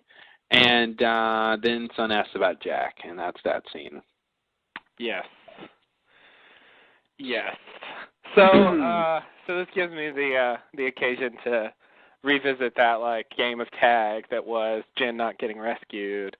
I still think that played really weird because it's like Sun's like gonna run in and go get Jin, and then Kate's like, no, I'll go get him. You get on the helicopter, and then Kate goes, and then Jack grabs her, and she's like, I'm going to get Jin. She's like, no, you get in the helicopter, and then he gets in the helicopter too, and that's it. Jack doesn't even try to go get Jin. It's really Jack's fault. Here's the thing. They're trying to say if they would have waited to get Jin, they all would have died. Yeah. Because the helicopter barely made it. It crashed, right? So they barely escaped. Like, if it was any closer to the blast, it would have crashed harder or whatever. I guess or even maybe not even have taken off. So Jack kind of saved all of them by, making Kate not, waiting to go have Kate go save Jin. It's just, but it is sort of a cumbersome sequence of events because it could have been, if it was the other way around where Sun had Aaron, you know, and then she gives Aaron to Kate, and she's like, I'm gonna go get Jen. Mm-hmm. Then Kate would have been like, okay, yeah, taking the responsibility and got on the helicopter. Right. And then Jack would have come by. Maybe he would have stopped Sun, Mm-hmm. but not as much as he would have stopped Kate. Right. Obviously. So you know, it would have ended up a little bit differently, but yeah, that whole thing was weird. Yeah. Yeah, it just plays strangely. Because I don't know, I want, and the way they depict it, it looks to me like they could have made it. That's the thing. The way they depict it, it looks like they could have, but I think they're trying to say they wouldn't have made. I mean, yeah. They barely made it how it was, you know. Yeah, it's true. Any longer, and I think it increases the odds they wouldn't have made it. So. Yeah. I mean, really, Jin just shouldn't have stayed down there. He shouldn't have stayed down there that long. Yeah, he really. It's really, you know, Jin's own fault for wanting to be the, you know. The hero. Yeah. Well, yeah, not his fault, but, you know. Yeah, I mean, he's got his share of responsibility for dying because he willingly put himself at risk. Yeah, exactly. But yeah, I think but the way she talks about Jack, there's something vaguely ominous. So I wonder. So Sun claims the lawyers just want Aaron. That possibly hadn't occurred to me until she said that. So I don't know why she's saying that, or why she thinks that, or if she thinks that. I think you know, this is the Sun the assassin talking here, where she's, you know, she's trying to figure out people's motives and stuff, and I think she, you know, I think it's a little bit of a red herring for the audience for us to believe, oh, they want Aaron. Someone wants to take her baby. Mm-hmm. Where in reality we're going to find out that, you know, my theory that it's Ben behind the whole thing, and he doesn't want the baby. He just wants her to have a reason to leave. Yeah. I mean, he wants the baby too, I think, but not just the baby. Well, he doesn't want the baby, but he wants, you know, them to go back to the island. Yeah, he wants the baby to go to the island. Yeah. And everybody else. So yeah, it's not like, yeah, I mean, I think she is right that they're not interested in exposing the lie, or else they would just do it. Like, I think she got that part right. Yeah, I think that's true. I mean, it could be, you know, like you said before, maybe the mom, Claire's mom, knows or thinks, you know. Yeah. Something. But she's the only contender, I think, for anyone who wants the baby. And I don't think it's, you know, anything related to how, you know, people wanted Aaron before. Right, yeah, that whole thing. How he's I don't know, danger surrounds the baby and blah, blah, blah, blah, blah. Yeah, so you think Sun is just doing this so she can get closer to Ben somehow, that this is part of that, or do you think she's going to go after Jack too? I don't know, but, you know, one thing I just realized was that whole thing of, you know, Claire, you know, the whole thing with Claire having to raise the baby, you know, back and forth with that. But then Claire, as the apparition, tells Kate not to bring Aaron back. Right. But like, if that was true, that she needs to raise, like, if she could raise him or be around him, you would think she'd want him back on the island. Yeah, I agree. Anyway, I just thought about that. What was your question again? It's a good point. If this is part of her trying to get to Jack or Ben? Yeah, well, if this is part of her trying to get to Ben, or is she gonna actually go to Jack too? I mean, does she have any reason to think that going to Kate is going to help her to get to Ben? It seems like helping her get to Jack is a better, but maybe I don't really know, because she was headed to L.A. before this Widmore thing. Yeah, that's true. So I don't really know. I mean, what I do know is she doesn't seem to be spending a lot of time with her baby.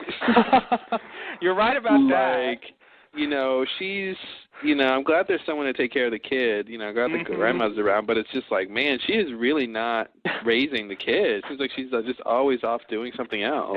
Yeah. That's one of the biggest surprises for me. I was sure she was just gonna sit there and hang out with the kid, and that was it. And she's not even messing with the kid at all. I got stuff to do, honey. You stay here. Exactly. I mean, I guess that's how. I mean, if you look at it, I guess that's kind of what her dad was like. So yeah. You know, so I guess it kind of works on that level, but yeah, but it's weird because it would seem that she wouldn't want to be that way, but she seems to be going down a weird path because she's trying to avenge Jen's death or something like that. Yeah. So she's doing stuff that I wouldn't have envisioned for her. Yeah, I don't know if she's really or what her plans are. I mean, I don't know if she's really trying to take find Jack or anything like that. I mean, he is in LA and she was going there, so even she did go. But even if she doesn't have anything bad in mind for Jack or whatever, just the idea that she's going to go meet Widmore and tell him that they have common interest to kill Ben, like that's way beyond anything I would think. So even if she doesn't in fact want to do that, it's just weird to me that she's going to meet Widmore and saying she wants to do that. Mhm. You know, that's not the future I thought she would have. No, you know, I think she's a lot like her dad, man. Yeah, I guess so. Yeah. Maybe that's the point. He's a pretty intense guy, and I think, Sun is she's got her reasons to be vengeful. So. Yeah. I guess so. I always forget about the past and all those things, but I always forget about why characters make their decisions. Yeah.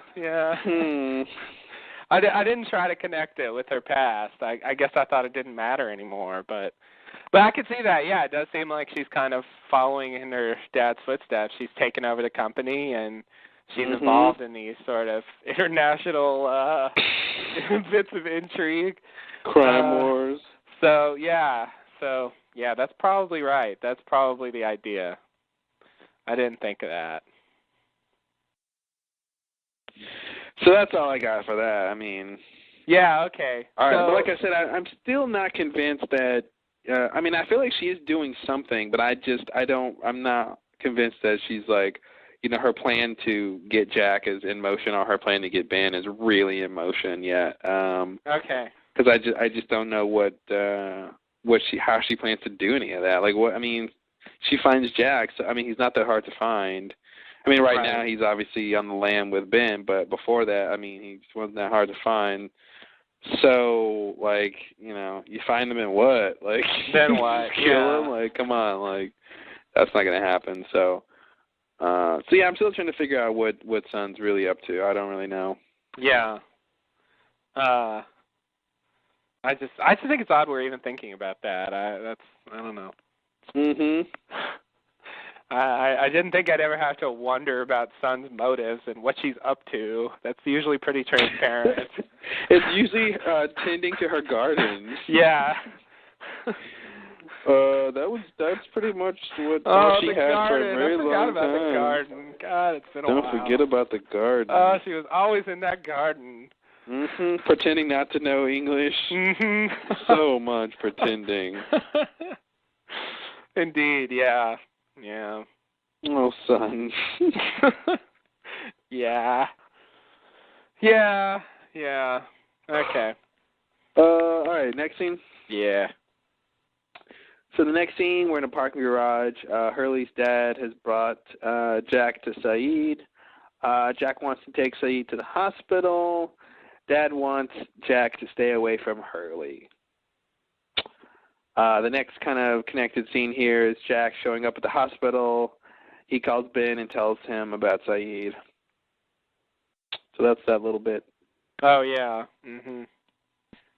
I was a little confused about the dad telling Jack to stay away from Hurley. He made some mention of, like, what you got him into. Talked him into. Talked him into? And I was just like, what? Like, what? Like, Hurley, this mess that Hurley's in has nothing to do with Jack.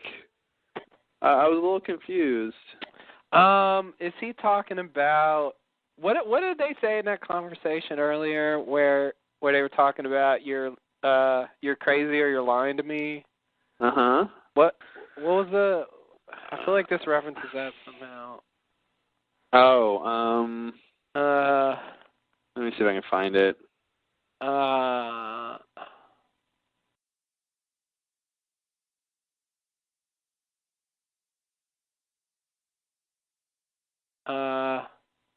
Where was that scene? It wasn't that long ago, was it? No, wasn't it? Was it? Here we go. You found it? I did a search for lying. Yeah. So, wasn't he when he was looking at the cops were outside the window? The cops just. Well, they didn't like get Harley anywhere. They didn't get anywhere. Oh. He just says, I have a really good reason why I'm lying to you. And then they get interrupted. Yeah. Yeah, I didn't really catch, Yeah,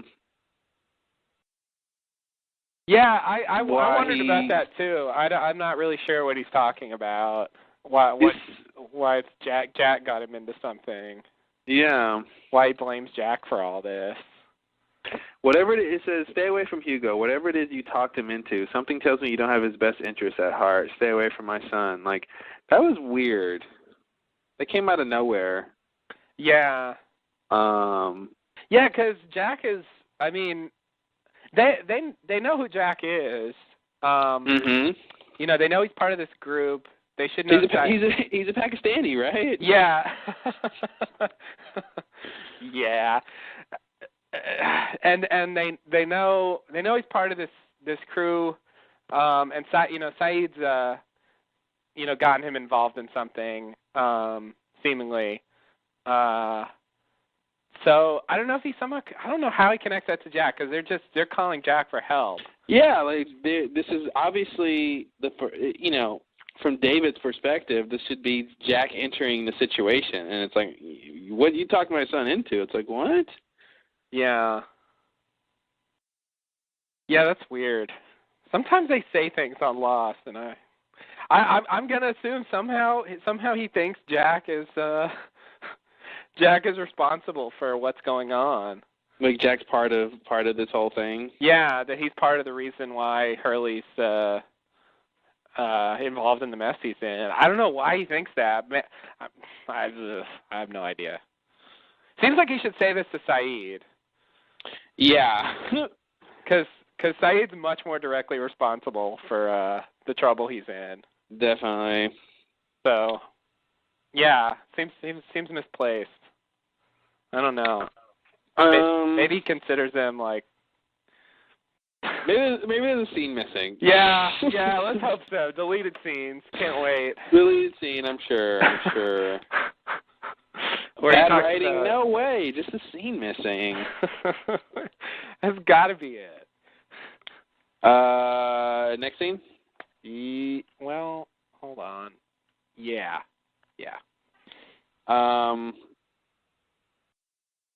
We're back at the Reyes house. Hurley's mom is asking about Saeed. She wants to know why this all is happening. She wants the truth. Love her dad. He tells her they lied about the crash, and he basically gives her the last 4 seasons of Lost in 30 seconds as he rattles off random events. Then he tells her other people on the plane, the other people that were on the plane are still on the island, and, which is the big truth, and she believes him. Oh, your mommy always believes you. And then and I made this note here, which ties into the whole point of this episode, I guess, the lie, which is Hurley makes a reference that this is all happening because they lied. Mm-hmm. He says, a lot of people died, Ma, and now this bad stuff is happening because, well, we shouldn't have lied. So not that it's happening because they lied, but they shouldn't have lied, and this stuff is happening. Right. Which is just weird to me, because There's no real connection, Hurley. Like, first of all, he doesn't even know what's happening. All he knows is there's people after him. He doesn't know why. Yeah. But like I said, I'm really wondering why Hurley is so against lying. Like, this is not like a thing that he's had before, right? Where he was always against lying. Like, he's lied all the time. Yeah, that was... How many times has Hurley lied when he was, like, on the island and trying to cover up something and he gives some bad lie? He's always been a bad liar, but he's definitely lied. Mm-hmm. That reminds me of that scene earlier where he goes in the convenience store and the lies. He lies first of all, and then the woman at the counter like says he's lying, and he goes, "I don't believe in lying," which I thought was a weird response. He's like, "I can't be lying. I don't believe in it, but I'm lying right now." Yeah, it's strange to have a truth that is a lie. Yeah, it is. Because he really doesn't believe in lying, but he does lie. And yeah, so it's the kind of thing where it's like they're hammering in this idea that Hurley is so against lying. Yeah. Out of the blue. Yeah, it's a new thing. It's weird. It's his new fall fashion thing. Yeah, but like I said, I think it's because this is the big reason why, he is going to want to go back, so he doesn't have to lie. Like, that's his thing. Everyone has a reason why, and this is his big thing. I guess that's it. Yeah. But it just seems to come out of nowhere. I thought his thing was he's seeing ghosts all the time that tell him he has to go back. You think that'd be enough? I thought it would, but no. No, he needs a moral and some sort of moral reason why he needs to go back. Principle. There's got to be a Hurley's a man of principle, and if he's gonna do anything, it's predicated on his strong principles. Yeah. Yeah, we've always known that about him. Yeah. Like when he ate all the food. Right. In the hatch, that was because he has strong principles. Oh, but wait, he didn't eat it all because there was enough to give out to everyone else. He didn't, but he gave it all away except for the part that he didn't. Yeah, but then he ate all that. Then he ate it all, and then he poured it all out. Except for the part that he didn't eat. Yeah. Yeah. Oh God. Remember when he stole the big tub of peanut butter? Oh yeah. Oh man! He dropped it and he was licking it off a leaf. Yeah, I can't wait till the show is over and we can have like a huge retrospective and just talk about all the horribly random, crazy scenes like that where it's just like, what are they doing? What are we watching? Yeah, I can't. Oh God, I can't believe we used to have to watch that. And we did. That whole Dave episode. I mean, what the fuck? The whole Dave episode. The whole thing. What was going on back then? I wish I knew. I wish they knew. I wish they knew. Yeah, better. I'd rather they knew than I do. Actually. Exactly. One of the two of us should know, but better them. Yeah. Them first, please. Let's let it be the people who really should know. Yeah. I know. We're definitely going to have to go over, because there's been a lot of weird shit with no apparent explanation. But that seemed like a whole thing, and they're really not going back to that at this point. The what? The Dave thing. Oh, yeah. No, he's done. And I think, I guess I'm interpreting that as just being about his personal problems. Mm-hmm. So it's not like something that's going to manifest again or play any role in what happens now. Like he's dealt with that problem, and so he's just moving on. So remember the thing at the end of last season when he's playing chess with Echo? Yeah, I remember that. Is that gonna come? Is anything gonna happen with that? I mean, is Hurley actually crazy? Like, I guess we should ask that question. That does seem like a good question. I mean, that goes back to what are the things he's seeing, whether they're, because if they're all in his mind, then yeah, I think he is kind of crazy. Mm-hmm. If not, then I say he's not crazy. So if he's crazy, he's crazy. Yeah. If he's not crazy, he's not crazy. That's it. Yeah. Okay, I'm down with that. That's my final word. All right, that's a good stance. Yeah. I wanted to bring up this thing he says here about the hatch. There was a button you had to press every 108 minutes, or I was never really clear on that. Mm-hmm.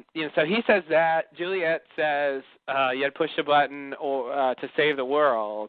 Mm-hmm. So just the fact they're being vague. Like the characters don't seem to know what the or part is. Why don't we know that? Like, right? Yeah, I agree. It's like that's the kind of thing that I think by this point it shouldn't be a question what the button did. Now that the button has imploded. Yeah, long now that it's thing. gone. We really should know like what. Yeah, and that was the thing. Like when Juliet was sort of saying it, I got the sense she was just sort of kind of generalizing it more from Desmond's perspective, you know. Yeah. That was sort of the function was to save the world, not necessarily that he was actually doing that. Right. Although I do think he was. Yeah. Yeah. Yeah, I mean, I'm on the side of I think it's clear that if you didn't press the button, we talked about this obviously. If you didn't press the button, the electromagnetism would increase, stuff would start imploding, and then if you don't press the fail safe, presumably it would just that energy would just sort of increase and I guess destroy the planet. Which is sort of verified, mirrored, I should say, by what Dr. Chang. Chan or Chang? I forget now. With a G. Chang. Yeah. Dr. Chang says about the other energy next to the Orchid Station. So right. Yeah. So yeah, I mean, I feel like the book is, that chapter's done, but I think like you said, it's part of it is why don't the characters know for sure what exactly it did? You know? I guess it maybe it ties into the bigger thing that they're going to reveal at some point, and maybe we just can't know until they're ready to tell us a lot more about the island. Wow, you're being very gracious. I am. That's my gracious answer. Wow, that was giving them a lot of leeway. Like, well, maybe you know what? Maybe they'll just wrap it up, and it'll be for the best in the end. That was nice. All right, I'll go along with that.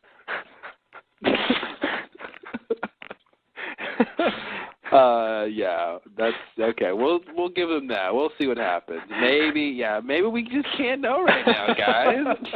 All right, yeah, okay. That was definitely more than generous. I don't know. I was just trying to come up with I'm trying to help him out, I guess. Yeah, no, you did him. You helped him out, and I think we'll see. I'm willing to go for that. That maybe maybe it does tie into something that we'll figure out later. But I mean, obviously the show has tons of things that they never ever finish talking about. So yeah, that's true. It could just end up in that pile also. It could, yeah. It's just as likely as some might say. Yeah, I agree. It's just I don't know. They talked about it a couple times, and I don't know. They could have thrown out what the official word is there, and both times they're very vague. So can I read what Hurley said? The lost in 30 seconds. Yeah. Go ahead. I feel like it's interesting to point out what he decided to say about all that time. Okay. So he said, okay, so we did crash. It was on this crazy island, and we waited for rescue, but there wasn't any rescue. And then there was a smoke monster, which is the big, like, what? Yeah. And there were other people on the island. We called them the others, and they started attacking us, and we found some hatches. Or did you find one hatch and some stations? I don't know. And there was a button you had to press every 108 minutes, or, well, I was never really clear on that. but the others didn't have anything to do with the hatches. Really? Huh, okay. No, they had something to do with them, but just not creating them. I don't know, Hurley. Whatever. But that was the Dharma Initiative. They were all dead. The others killed them. So the others didn't have anything to do with the hatches. That was the Dharma Initiative, which were dead, killed by the others. Mm-hmm. Okay. Mm-hmm. And now they're trying to kill us. So, yeah, okay. And then we teamed up with the others who were trying to kill us and before were attacking us. Teamed up with the others because some worse people were coming on a freighter. Desmond's girlfriend's father sent them to kill us. We stole their helicopter and flew it to a freighter, but it blew up. And we couldn't go back to the island because it disappeared. So then we crashed into the ocean, and we floated there for a while until a boat came and picked us up. And by then there were 6 of us. That part was true. But the rest of the people who were on the plane, they're still on that island. You know, it sounds like the story a 5-year-old makes up. Yeah. After seeing a couple like sci-fi movies and like, you know, with some graphic violence or something, like they made up a story like this. I don't know. It just and then this happened and we did this for a while, but that didn't matter because then this happened. And there was a smoke monster and a giraffe and he didn't mention Charlie at all. No, he didn't mention quite a bit. He didn't mention a lot of stuff. Season two, or should I say, I guess I should say really season 3 is sort of the halfway mark where he says, and they're trying to kill us. Mm-hmm. And then we teamed up with the others. I mean, that's kind of overstating it, I think. They teamed up with them a little bit. It wasn't quite what he makes it sound like. Only because of Ben, really. I mean, without Ben, I don't think that would have happened. Yeah, totally. Because I mean, they were really there to get Ben out of their hands, you know, and so they used them to help out. But yeah, I don't know. That paints a weird picture of what actually happened. And he says, you know, he basically says Woodmore sent them to kill us. Mm-hmm. Didn't that turn out not to be true though? No, they were going to to kill them, but he didn't send them there to kill them, right? Not exactly. No, he sent them there to get Ben. Yeah. And kill whoever was there, but it wasn't. The primary thing was getting Ben. Yeah. Killing them was sort of the cleanup. Yeah, she says she believes him, and I but I wonder if it's in like, I believe you, my loco son. Right. Yeah, I don't know. Yeah, I kind of felt like that is what it is. Mhm. Yeah. Oh, I believe you. It's like I believe you believe what you think happened. Right. Exactly. I don't think you're lying to me or making it up. But But yeah, whatever. I mean, how are you supposed to respond to? And then there was a smoke monster. Yeah. What kind of sentence is that? How do you not even pause to elaborate on that one? Yeah, there's a little more to the story than that. Yeah. And then there was a smoke monster. Yeah, and we found some hatches. We found some hatches. Wow, that's the way to sum up that. I guess you have to cut something, but yeah, this is a weird version of Lost. It doesn't. I mean, if I had to do this, I feel like I would emphasize things a little differently. Real totally. But I don't know. It makes me think this is how we're supposed to view things, or maybe not. Maybe this is just how Hurley views things. I don't know. I was never really clear on that. Yeah. To quote Hurley. Me either. Yeah, it's always weird when you're like, well, is this what they're telling us we should think about this, or is that just what the character thinks about it, you know? Yeah. I feel like this is getting an endorsement, but maybe I'm wrong. I don't know. It's hard to tell. Because we shouldn't, because, I don't know why, but we shouldn't have lied. That's all I know. Oh, Hurley. Yeah, it's just like that's, all of this is happening. And, man, if we didn't lie, this wouldn't be happening. Yeah. It's just like, not really. Not exactly. Yeah. I don't. And now all this bad stuff is happening. Everything you just said from your previous story was bad stuff. Yeah. I mean, if they hadn't lied, it would have been different. I mean, it would have been a bigger thing when they came back. Mm-hmm. But, like, in terms of the stuff that's going on, I feel like that really wouldn't have been different. Yeah. Because the issue would still be there for Whitmore. I think it'd be worse for them if they hadn't lied. Yeah, it probably would be. I think there'd be people who'd want to know where the island is and all this other stuff. Like. Yeah. I think it'd be worse. Yeah. So you're wrong. Hurley, you're wrong. Hurley, yeah. Lying is good. You should do it. Yeah, lie. Oh, wait, you do. Oh, it's true. Next scene? Yeah. So next scene, we're in the jungle, back on the island. James and Juliet are making their way. Then they stop. They stop when they hear something in the jungle. They see a guy with a gun. And then they're hiding out, and then some men grab them and ask them what they're doing on their island. Ooh. Not much here. Next scene? We come back to this. Yeah, we'll talk about this when we come back. At the hospital, Jack is fixing up Saeed. Saeed wakes up, strangling Jack, and then he chills out.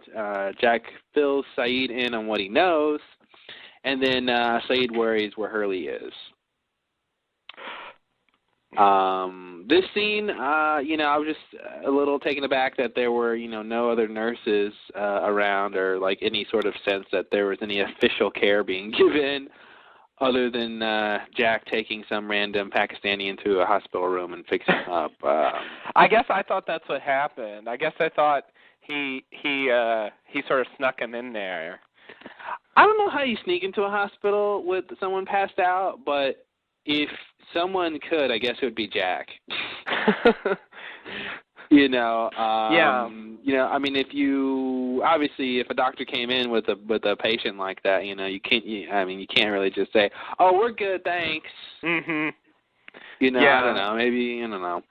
He was sneaking in there and getting. But he pulled up. He pulled up to the front, though. That was what was weird. Like he pulled up to the front of the hospital, and I sort of assumed like after that, we'd see boom, Saeed, being thrown down on the gurney and 12 people around him and all this. But no, he's like in the back room. Yeah, that's what gave me that impression. But they didn't fill it in.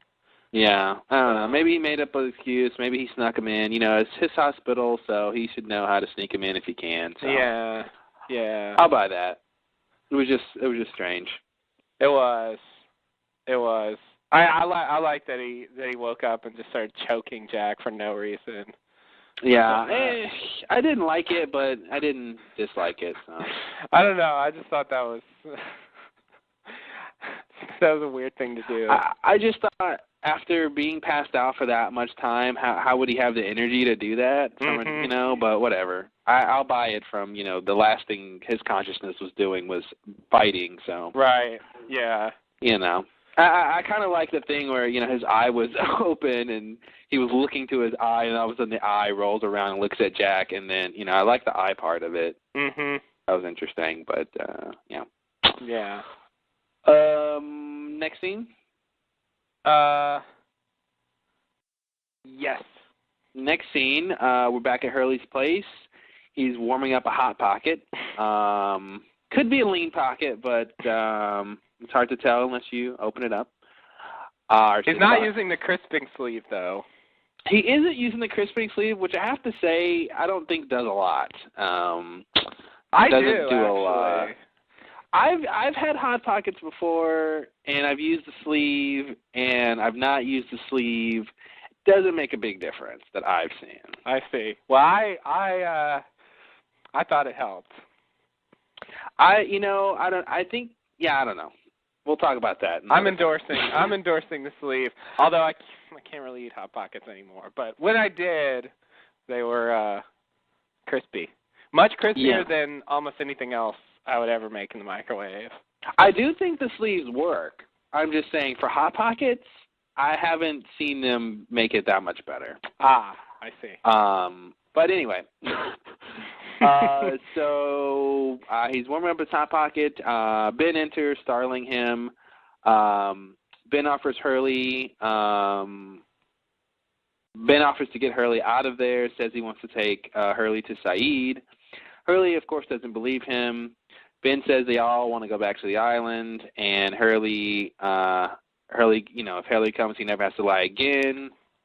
Hurley says, "Never, dude," in his apparent Bart Simpson impression. And then Hurley runs out to the cops and confesses to the murders and gets himself arrested, which is exactly what Alu told him not to do. Yeah. Way to go, Hurley. Thanks. Way to go, Hurley. So, when characters do something annoying, it's even more annoying when they really kind of not only think they're doing the right thing, but think that they were smart about it. So it was especially excruciating to see Hurley sort of do this idiotic thing, and at the end, when he's getting arrested, he thinks, "Ooh, I outsmarted Benjamin Linus," and it's just like, man, like that's, it makes it even worse that you really think you did something great here. Yeah. Yeah. Yeah, this is frustrating. Oh God. Because it would have been cool if that was if Ben wanted to kidnap him or something. Like, ooh, yeah, Hurley, go get yourself safe by the cops, but not if the cops want to actually take you and it's against what's best for like everyone in the long run. Yeah, and he knows that. He knows they're supposed to go back. He hasn't said that he doesn't want to go back. The only reason it seems to me that he's doing this is because it's Ben. Like, it seems like if someone else, if Jack or anyone who wasn't Ben, who hadn't explicitly been told to do the opposite, like he would have gone along, and it's just like, God damn it. And I think I think even if it's Ben, and I think if Saeed hadn't told him to do the opposite, I think he still would have gone with Ben. Because Ben even says, I want to take you to Saeed. He's with Jack. I talked to them. How else would I know this? Which is Ben sort of being honest, but it's phrased in that same kind of way where he could be lying. Right. It's a time when you can have the liar tell the truth and still come off like he's lying. Yeah. They do that with Ben every now and then. Yeah, they do. Yeah, I really think this is just a tactic for the writers to stall. So there's a bit more drama with Ben getting all this together and the timeline he has, and I think you're right. And it's just not a clear cut, easy to get everyone on board. So they can't just knock on the door and let's all go. Okay. Yeah, let's all go right now. Okay, let's go. Okay, we're done. I guess that's not how you're supposed to write things. Season 5 in 2 episodes. Yeah, I think that would be my version of season 5. Everyone gets an Evite to go to the island and then accepts and meets at the right time. And no, Evite, that's great. I love it. What? Trip back to island. When? Saturday. RSVP. Invite a friend.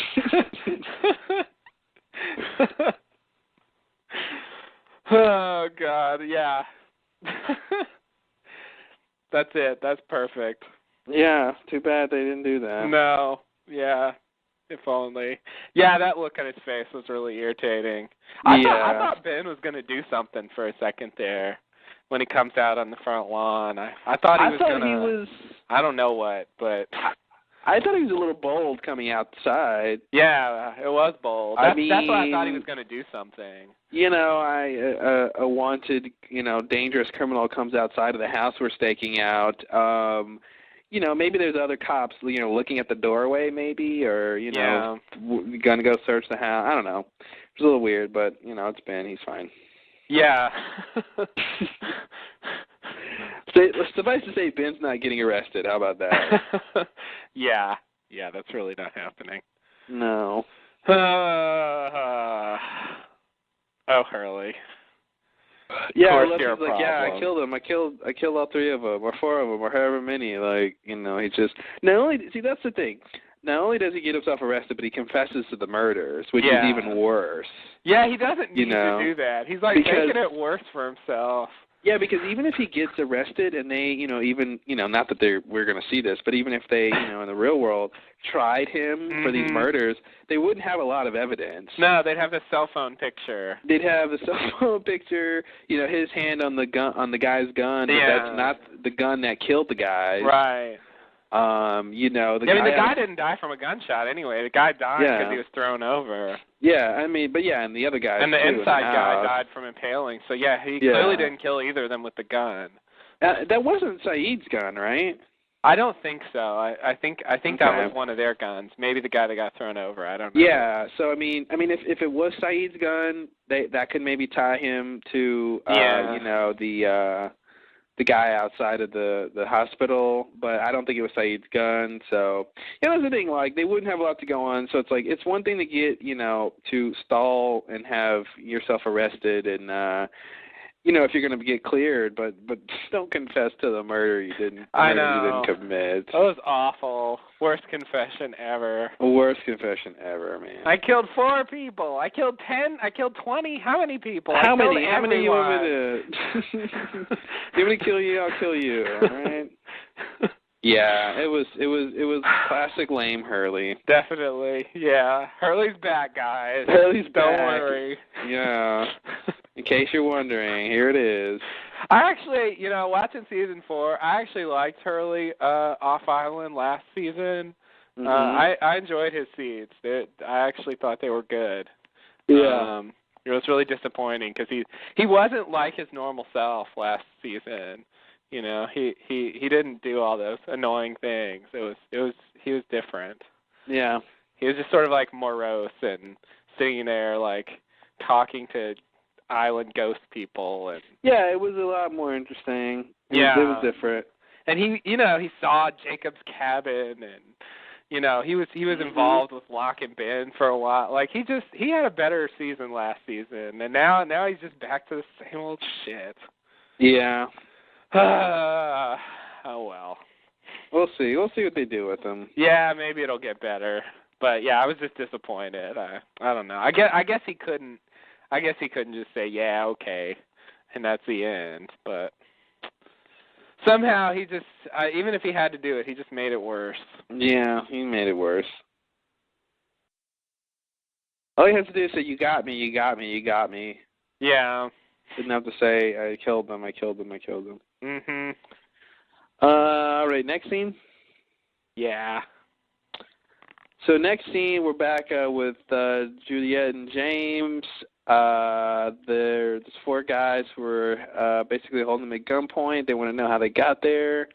The main guy is speaking in an English accent. He wants to cut off Juliet's hand. But before you can, a couple rocks come flying by and a knife expertly thrown. And who could it be? Who could it be? It's Locke the hero. Oh, saves the day again. Not Locke the Zero. It's always nice when Locke can do something like this, It's season 1 Locke. It's the guy who has all the knives and teaches young boys how to throw them. Oh. Very special boys. Very special boys who can keep very special secrets. All right, this is sounding weird.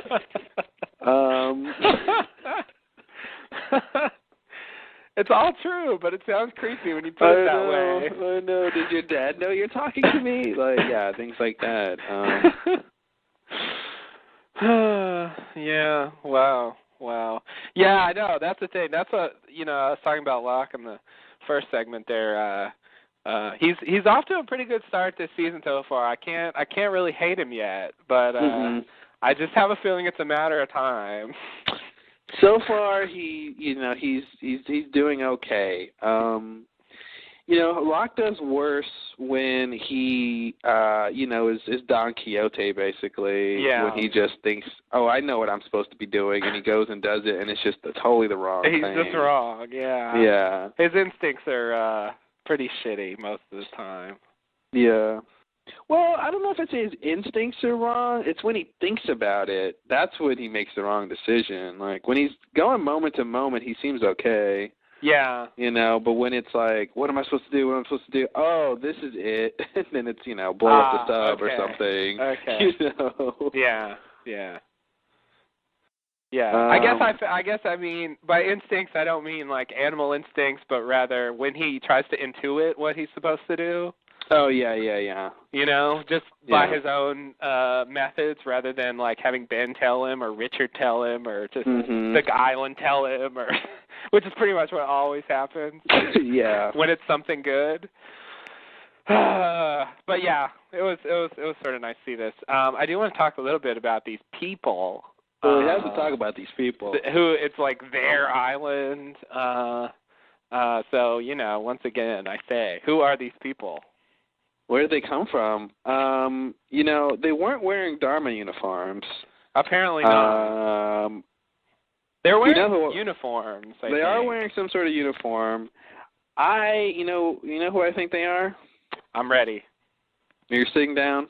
Oh, I'm not. Hold on. Okay, go. All right, stand back up. No. Oh. I didn't say you should be sitting down. I just wondered if you were. No. Okay. I think they're Rousseau's team. Really? I sure do. Rousseau's British team? Hey. They don't all have to be French. Okay. I guess not. Rousseau's team, huh? They have rifles, don't they?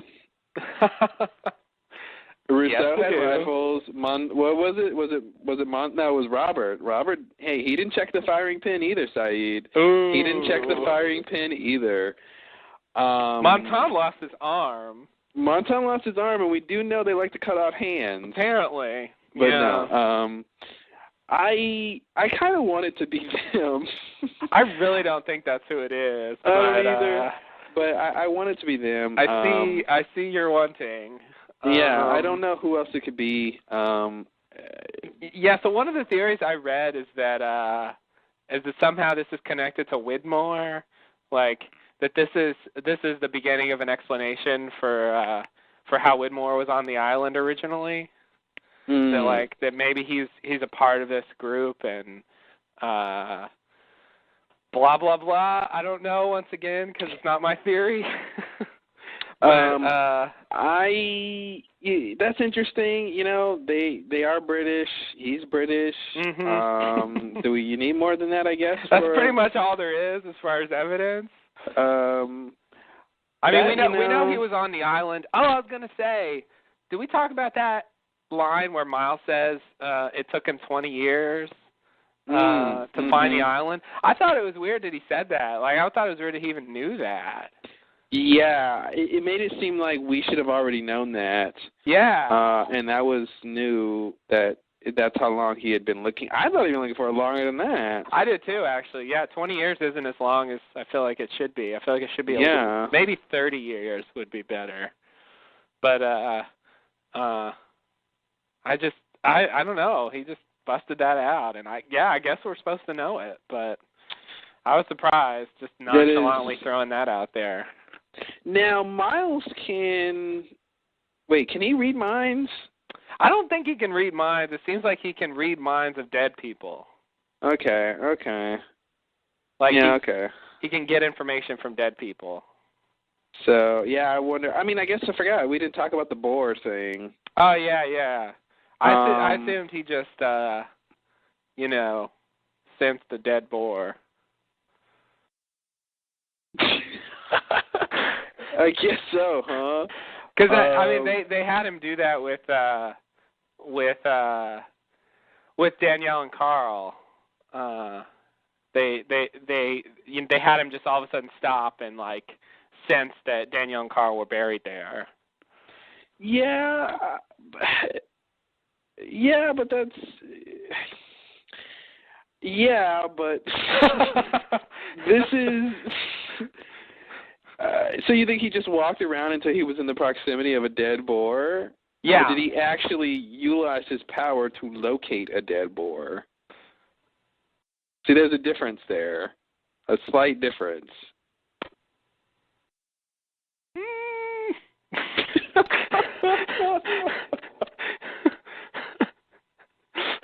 Is that an answer?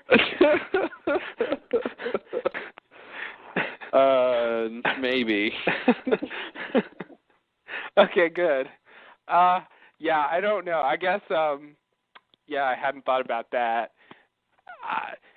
Once he found the boar because of his power. I'll say that. But yeah, whether he just wandered aimlessly or he actually, was able to zero in on it right away, I don't know. Like, it's weird that he knew it was dead for 3 hours. I mean, does that mean he can sort of talk to the boar, the spirit of the dead boar? So. Like, I don't want to believe that. How long have you been dead, Mr. Boar? I mean, do you realize how many animals have died on the island, and he's hearing or seeing them all, or like, come on. Oink, the number of times you've been dead.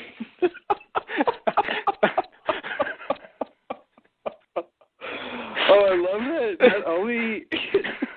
Not only is he talking to him in English, but the boar is going to communicate back in pig, in bovine, or not bovine, in swine or something. I don't know what those are. Yeah, I don't either. Yeah, dude, that's funny. Give me a boar grunt for how long you've been dead. I want to know how edible you are.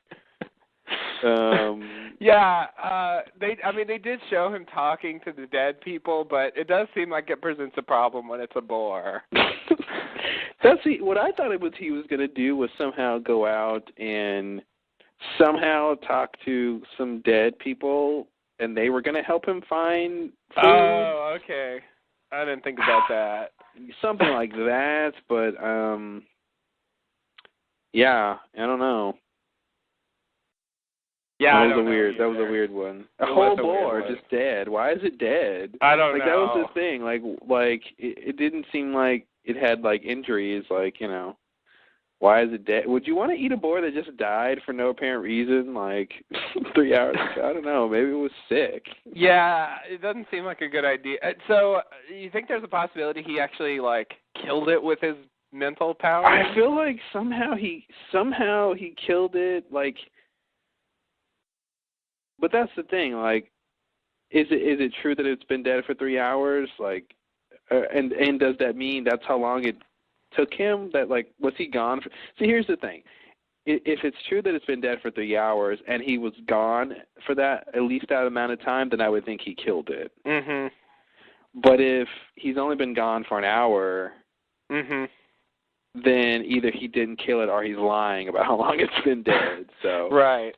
So it's there's a lot of combinations there, but I see. Yeah. It doesn't seem like he would say a longer time.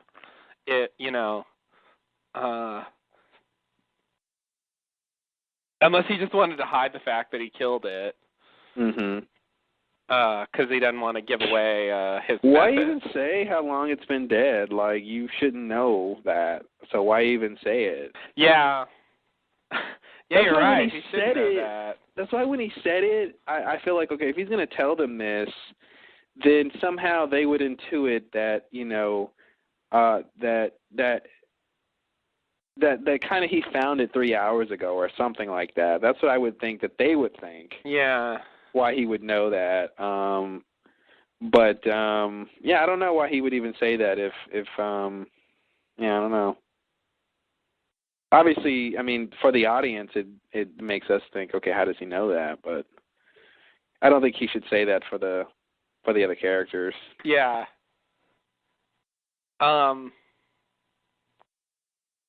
Yeah, well, some of them, like Sawyer's seen him do his thing, and definitely, not Charlotte, Dan's seen him do it. So, like, some of them know that he can, like, do this weird thing. That reminds me, remember when he knew that Michael was lying about his identity on the boat? Yeah, that was a weird one. So, I don't know. Yeah, I remember we were talking about that. I wasn't sure if it was just a really good guess or if we're, I don't know, if we're supposed to believe he actually, he actually used some supernatural thing to do it. Yeah. I don't know. I mean, I got to say, if you can communicate with dead people, why not communicate with the living telepathically or read their minds? I mean, I guess that's fair game. Yeah, but they haven't really shown him doing that. No, they haven't. Except for, I mean, that one scene is where, like, maybe, But besides that, it's been all about the dead people. Yeah. So, but that's the thing. It's like, why would that ability be limited to dead people? Because he's using his mind to talk to them anyway. Yeah. It's like, it could be open to other things. I don't know. They've never clearly defined his power. No, not at all. And maybe they will. And maybe sometime. They won't. Yeah, we'll see. So these guys, who these 4 British guys are, if they're all British, I don't know. So what time period is this? It makes me wonder. You think these people are responsible for the flaming arrows, or? I kind of don't. These guys all have guns. I don't think. I mean, when they ran, was there another flash after they ran from the arrows? Did we see a flash? I don't think so. Yeah.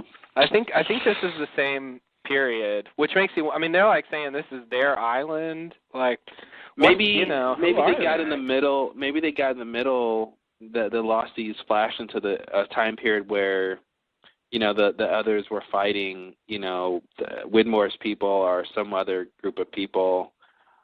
Maybe that's what's going on, but why would they say their island? A lot of people want to claim the island's theirs, and very few people have a right to say that. Yeah, you're right. Yeah.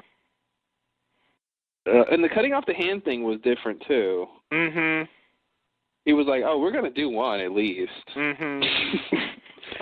Like, why? Like, what rule was broken? Like, some people showed up, okay, but it's like the act of being there means you're going to need your hand cut off? Really? Like, why? Yeah, I guess that's what I thought. I don't know. There's something going on.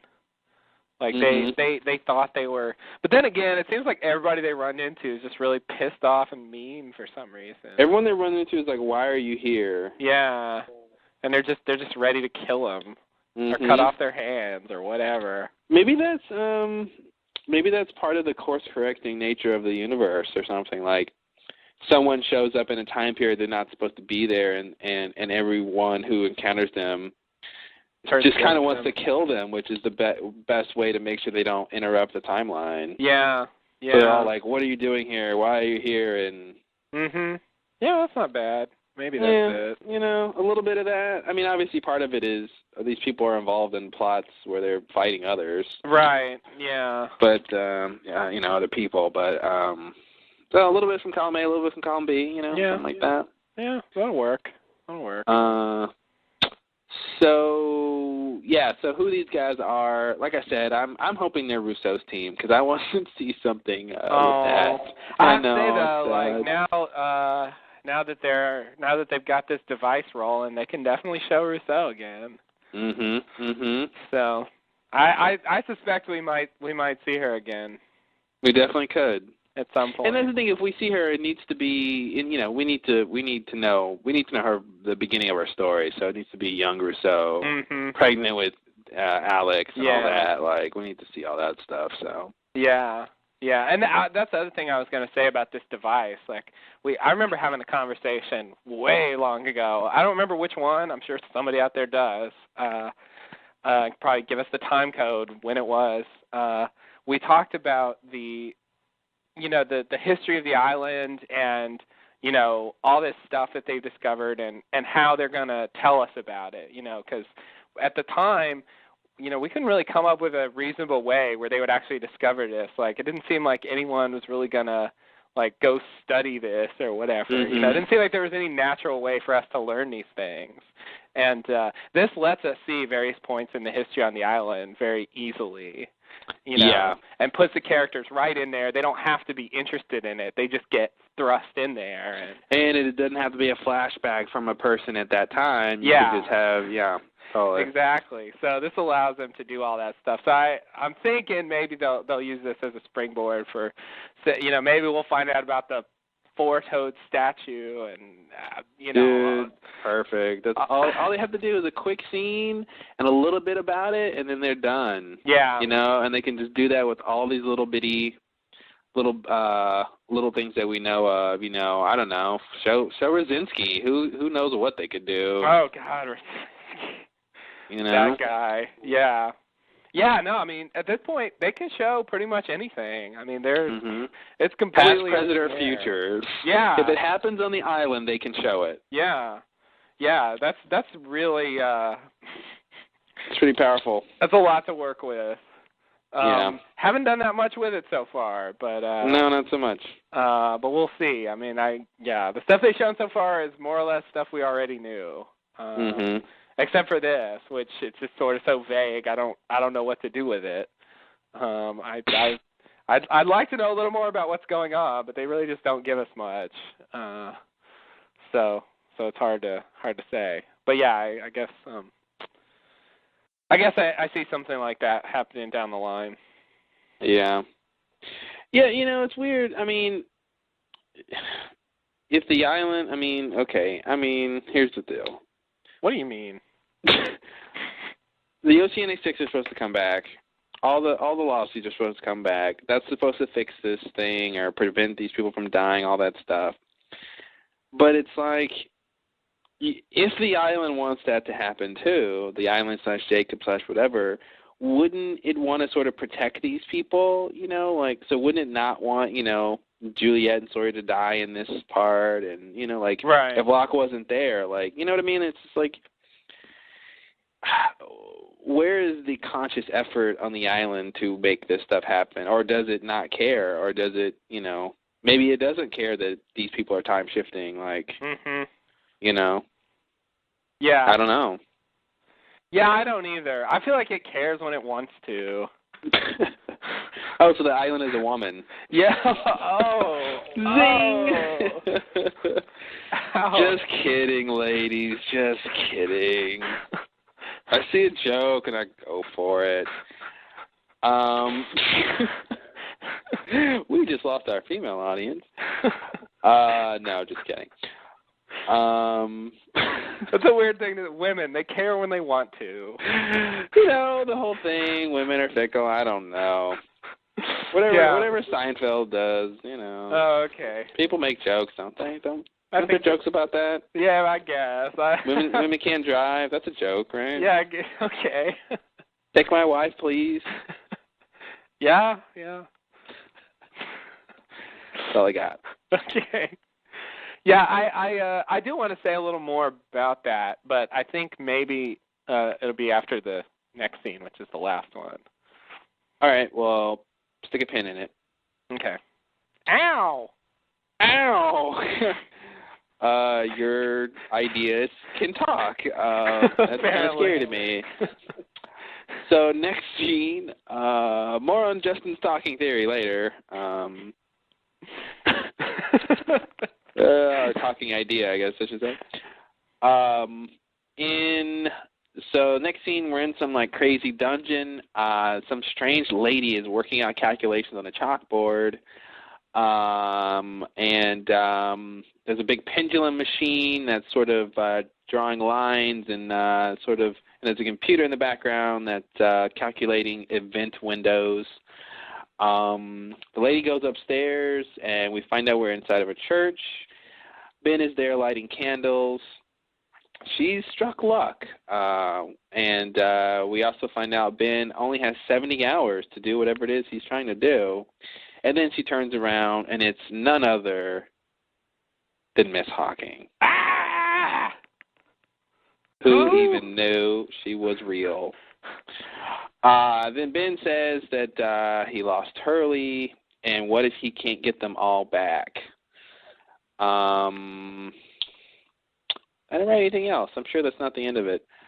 And then she says, then God help us all. God help us all. Which is what's his name said? Dr. Who said Chang. Oh. Bookmark. Yeah. I mean, bookend. Yeah, bookmark. I like bookmark. Yeah, that is not the word I meant. Yeah. Okay, so what the fuck? I had to look up the episode where she appears, because I couldn't even remember what it was called. Flashes Before Your Eyes. Mm-hmm. The Desmond's episode where he is flashing before his eyes. Yeah, basically the Constant Part 1. Mm-hmm. The pre-Constant. Yeah, that was the one that everybody was like, holy shit, this is amazing, before the Constant. Then the Constant kind of took over. And they was like, oh shit, this is amazing. Yeah. Yeah, exactly. Everybody loves it. I thought it was good. Worked on its own, but I didn't really see at the time. I didn't really see the relevance. Didn't really care that much. I was just like, all right, whatever. It was creepy, but so what? Mm-hmm. And then we see in his next episode, Catch-22, we see that horribly photoshopped picture of Mrs. Hawking and the monk guy. Brother somebody. Brothers, yeah. Oh, I'm really not going to think of what his name was, but yeah, where Desmond went after he didn't marry that other woman and that lassie. Yeah. That young lass. Yeah. And then he goes there and gives up, and he just starts drinking, and then he leaves, and that's when he meets Penny and blah blah blah. But anyway, we see we see her picture there, and I don't know, I thought that was a throwaway. I thought they were just fucking around. But now we see her here. She's back. Not only is she back, but she's in this like church in the basement doing calculations. This is really weird. I don't know what to do with this. She's not only a real person, but she's like directly involved in this plot that's going on right now. Mm-hmm. And what? Who is she? What's she doing? Ben's like sort of answering to her. Mm-hmm. Like, that's weird. Well, so I'll tell you what I think is going on here. All right, can't wait. So I mean, I think they're basically trying to calculate where the island is going to be when, kind of a thing. I mean, they've got this. First of all, when you're doing important calculations, I guess you have to do them on a chalkboard. I'm not a mathematician or physicist, but I guess that's just how it goes. I do all my important calculations on a piece of paper. Do you? A piece of paper? Yeah. But how do you manage? How do you get chalk all over your hands when you're doing them? Then, if you do it on a piece of paper, it's kind of nice. That just doesn't happen. How do you make it screech when you're writing? If you write on a piece of paper? Actually, I don't miss the screeching. Oh, you don't miss the screeching. Okay. How do you accidentally brush up against it and erase what you wrote? When you're doing a piece of paper. Strangely, that doesn't happen. Oh, what the fuck? Okay, yeah, it's yeah. And I love that her computer is old as hell that she's using. It was really old, yeah. I mean, yeah. That my iPhone was thing. like, what is that? The original technology. Yeah, yeah. Yeah, so what I think what's going on here is she is leading the effort to find the island to help get these people back. Yeah, I don't think they know, and I think they're also calculating, the time shifts because they need to know, when it is. And I'm assuming they're only going to be able to get back to the island when the island is, in their present tense, their present timeline. Not that they could just find out where it's going to be somewhere in the past or future and then somehow get there. I also have another thing, I think. I think Miss Hawking is Dan's mom. Oh, I forgot about that. Yeah. Okay.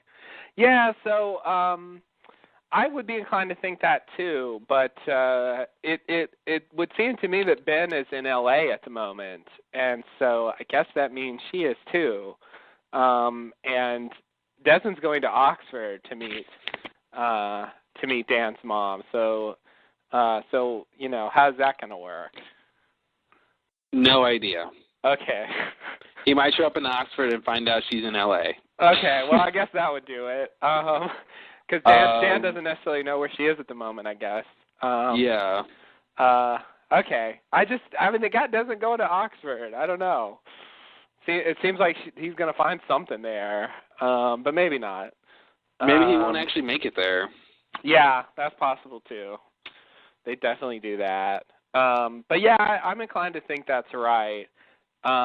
Nonetheless, even if she's Dan's mom, still, what's her deal? How did she show up in Desmond's flashes and tell him all this stuff? And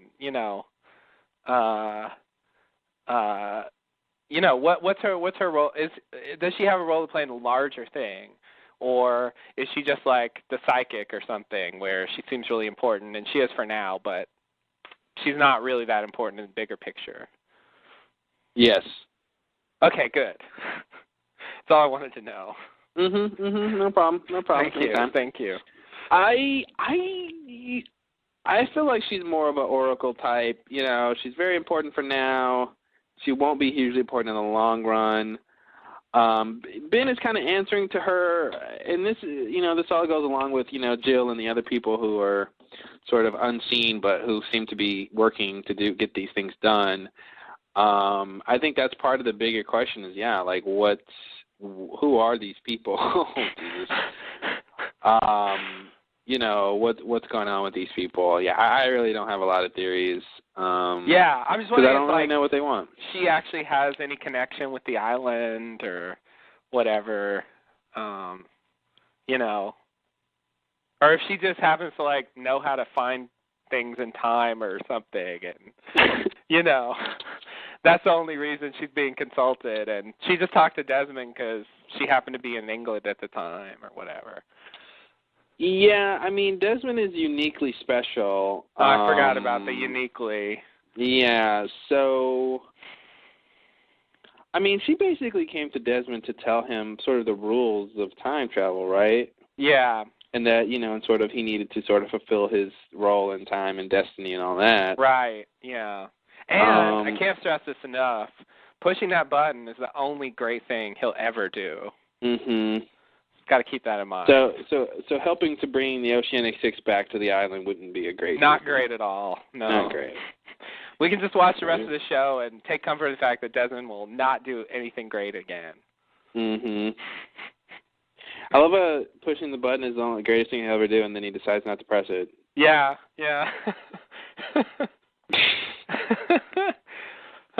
Way to go. Oh, Des. The Faraday mom theory seems plausible, and I guess that would say who she was more or less.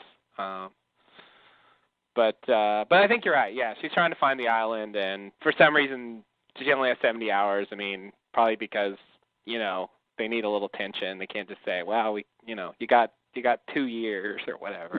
If we don't find this island in the next 100 years, all will be lost. Yeah. Yeah, I think the 70 hours has something to do with where, when the island's going to be, where, and all that kind of stuff. And maybe, maybe they can't time shift forever before something bad starts happening, or or the island becomes unrecoverable or something like that. So. Yeah, I think that's probably right. Yeah. So let me just voice a concern here about the show. I'm starting to get a little worried about what the show's going to be like going forward. I'm worried it's going to play out like this.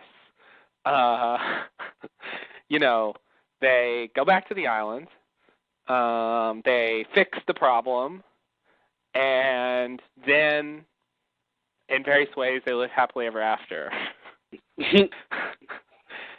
That's what I'm worried about. Obviously, they're going to go back to the island and fix the problem. There's got to be, some other drama stuff. I don't know what that would be. I see what you're saying. It does seem like, well, at some point they'll just be fine, right? Because now, if they get back to the island, well, that's what they wanted. So yeah, and if they fix the problem, then maybe they could even leave and really get rescued and not have to go back. And whoever wants to stay can't leave, stay. Right? I mean, they never should have left in the first place. So none of them, even if they fix the problem, none of them should want to leave after that. None of them should think they should leave. I'm getting the impression the only reason they never should have left is because, Ben had to move the island. I know they're making it more than that, but I guess I feel like if Ben hadn't moved the island and turned the wheel and stuff, nothing would have happened when they left. I mean, maybe I'm wrong about that, but... Yeah... They're definitely, I feel like they're trying to make it more than that. Yeah. They're trying to make it seem like they shouldn't have left. Destiny calls, as the tagline apparently is for this season. Ring, ring, guess who's on the phone? It's Destiny. And it was their destiny to be on that island, and they never should have left. I think that's what they're going for. Yeah, I guess so. I don't know. There's a picture for the rest of the show that I can see going on here. I guess once they go back, there's probably going to be more to it than just hey, we're back, and it just stops. Hey, they still got to deal with Smokey. Yeah, I mean, obviously they will tie up some of the mysteries and all that, but I guess I'm wanting more than that, and maybe there will be, but well, they can get back to the island, but the island's different now. Ooh. Maybe some of the weird stuff with the different time shifts, or now that they get back, but it's the wrong time period, or they get back and it's the wrong whatever. Okay. Yeah. Yeah, there's that. I definitely think it's gonna be they get back, but right. Yeah, I agree. That can't be the end. But it's close, I feel like once they get back, there's only a season's worth of problems left. That has to be true. Yeah, so I don't know. I guess we'll see. But we're just we're closing in, and it's weird. It is weird. I mean, yeah. At what point do they stop having problems, right? Yeah. I guess the series finale is that point. Something close to that. Yeah, I bet they'll still have problems during the finale, but that's probably when they'll get taken care of, to whatever extent they need to. Maybe the finale will be making sure that Widmore can never find the island. Yeah. They do something where they're finally all safe. Yeah. Yeah. I feel like he's going to be around till the end. I don't know. I mean, I don't know if they're going to do anything with him, take him out of the picture anytime soon. Widmore? No, I think Widmore's in it for a while. I think he's in it at least this season. But I could definitely see him going into next season too. I do think he's a big deal. And he demands respect. He does, yeah. Or he'll lock you in a room at the airport. And you'll bang on the door, but they won't do anything you say because they only do what he says. But then you have to listen to him and talk to him and agree with him, and then he'll let you go. Because he demands respect. That is Charles Widmore for you. Don't screw with him.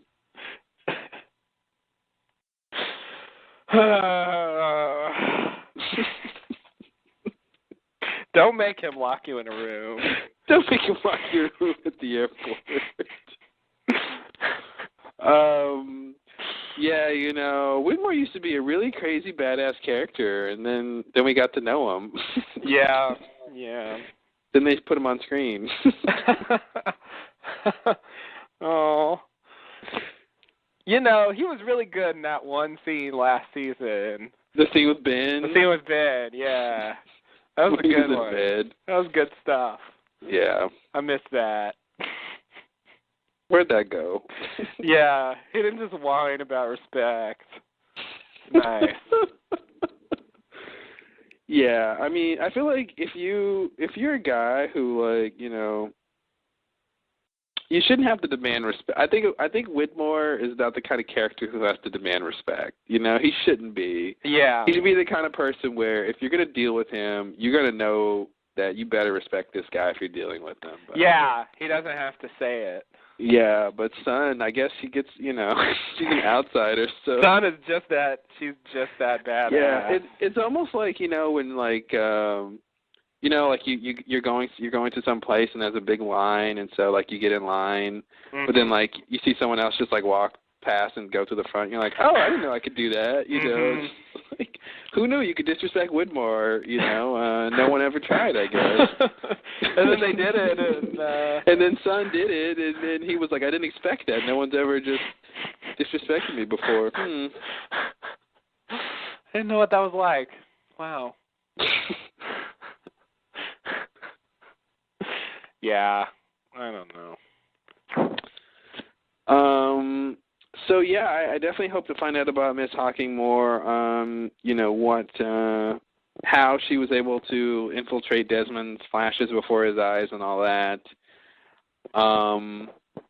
You know, I'm kind of thinking. I'm wondering if there's some way it could be related to the way that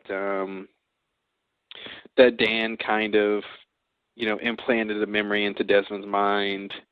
You know, maybe she was able to sort of do something similar, so that when he is going through these different time shifts, like she's able to somehow implant these sort of memories somehow. I don't know. Right. Yeah. Or have these conversations with him while he's time shifting, you know. Right. And I mean, we needn't delve into it further, but you know, part of that plot was him seeing that Charlie was going to die. So like, you know. Oh, I forgot about his visions of Charlie. Yeah. Oh. I know. I don't know if that's worth talking about anymore, but it was there. He could see the future for a while, but it was pretty much just about Charlie dying in various ways that didn't happen until they did, only on the condition that Claire get on the helicopter, which also didn't happen. Oh, man. I don't know what the fuck they were doing. I was so sure we would see a shot of Claire getting on a helicopter, even if it was fake, even if she gets on and then gets off. Yeah. You know, I just like, okay, there's a reason why he said that, and yeah, no. You think there's any chance that's still coming? That somehow, at some point in the show, Claire's going to get on a helicopter?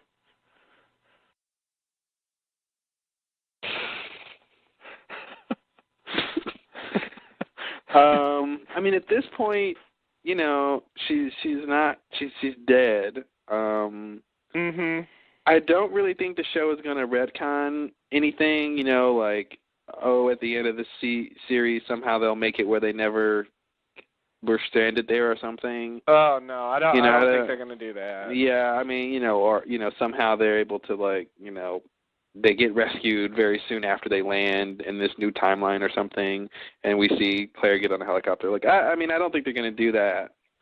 So I would say no. I don't really think we're gonna see that. I think either Desmond saw a vision from a timeline that didn't actually happen, which he kind of was doing because he saw Charlie die and made it not happen. Right. Or he was just lying. Yeah. Which Hurley would not like him to do. No, not at all. He better not get anywhere near Hurley if he's gonna lie. Because Hurley's busy lying himself. Yeah. The only room for one liar, all right? Too much lying in the same area. Yeah, it's bad for the environment. Yeah. Won't work.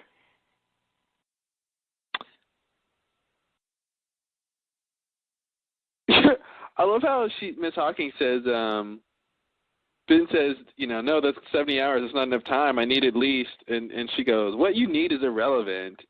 Is it really? I think Ben's probably important, integral to what's going on here. And if he needs something to accomplish this task, I kind of feel like it might not be irrelevant. Mm-hmm. If he's I need a safe place to store Locke's body, which we know he needed, would that be irrelevant?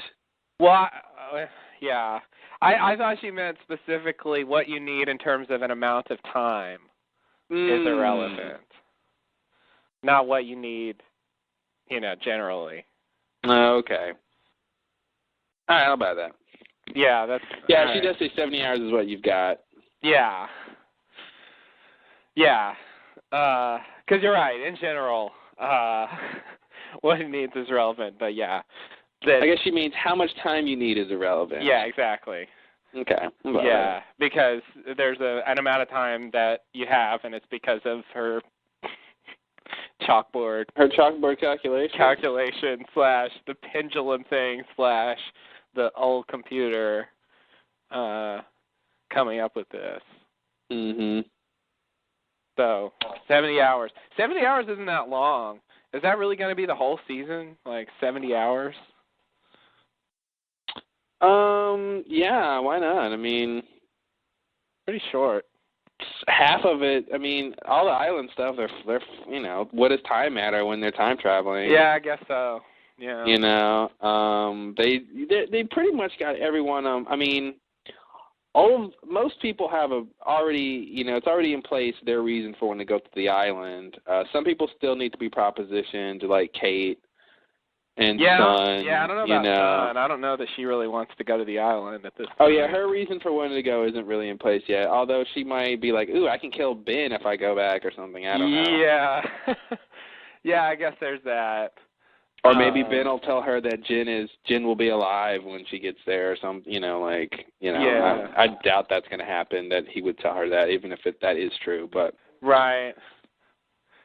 Yeah, that's the only reason I could think that she would actually want to go. And is she really, assuming she's going to get on board, is she going to stop by Seoul and go get the baby? Does the baby count? I feel like it doesn't, but maybe it I know, does. but is she really going to go back to the island forever without her baby? Without the baby, just leave the baby behind? Yeah, I don't know. That's weird. I guess they're going to have to address that.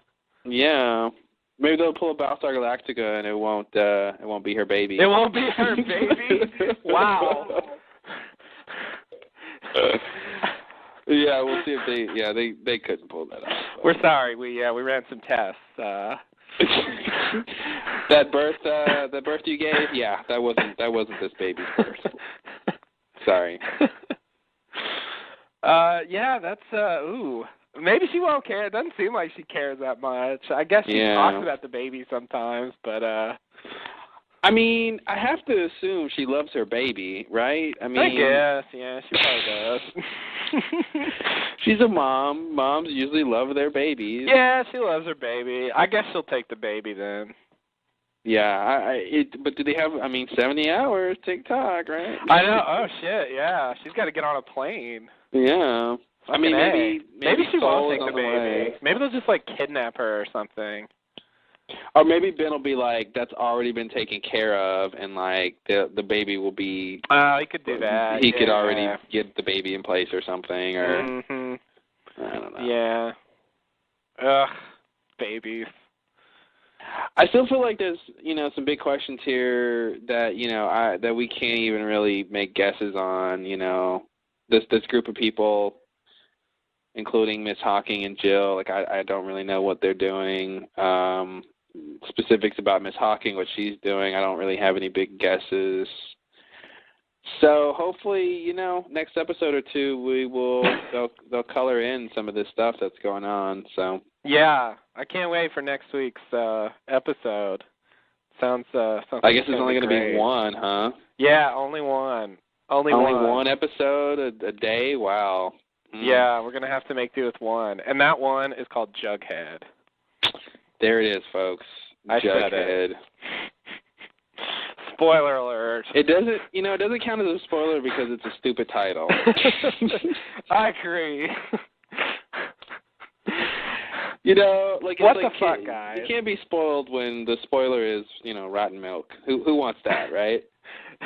I was watching the podcast, and at the end of the podcast, that guy who's been doing the intros and outros forever, probably since the podcast started. Johnny Intro Outro? Yeah, Johnny Intro.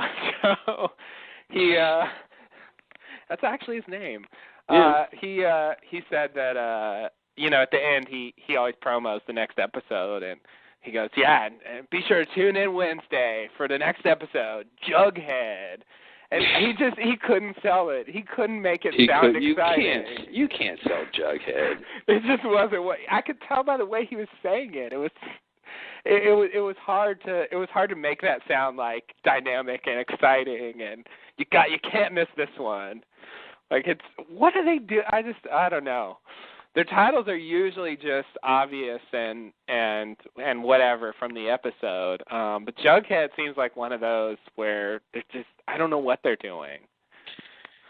It's an egg town. It's going to be a very like loose relation to the show, I think. I mean, someone might say it, or it'll be a code word or something. Yeah, but someone's going to like put a jug on their head, or someone's going to hit someone with a jug in the head. Or talk about Operation Jughead, where it's, something relevant to what's going on. So. Or maybe someone will just call someone a jughead.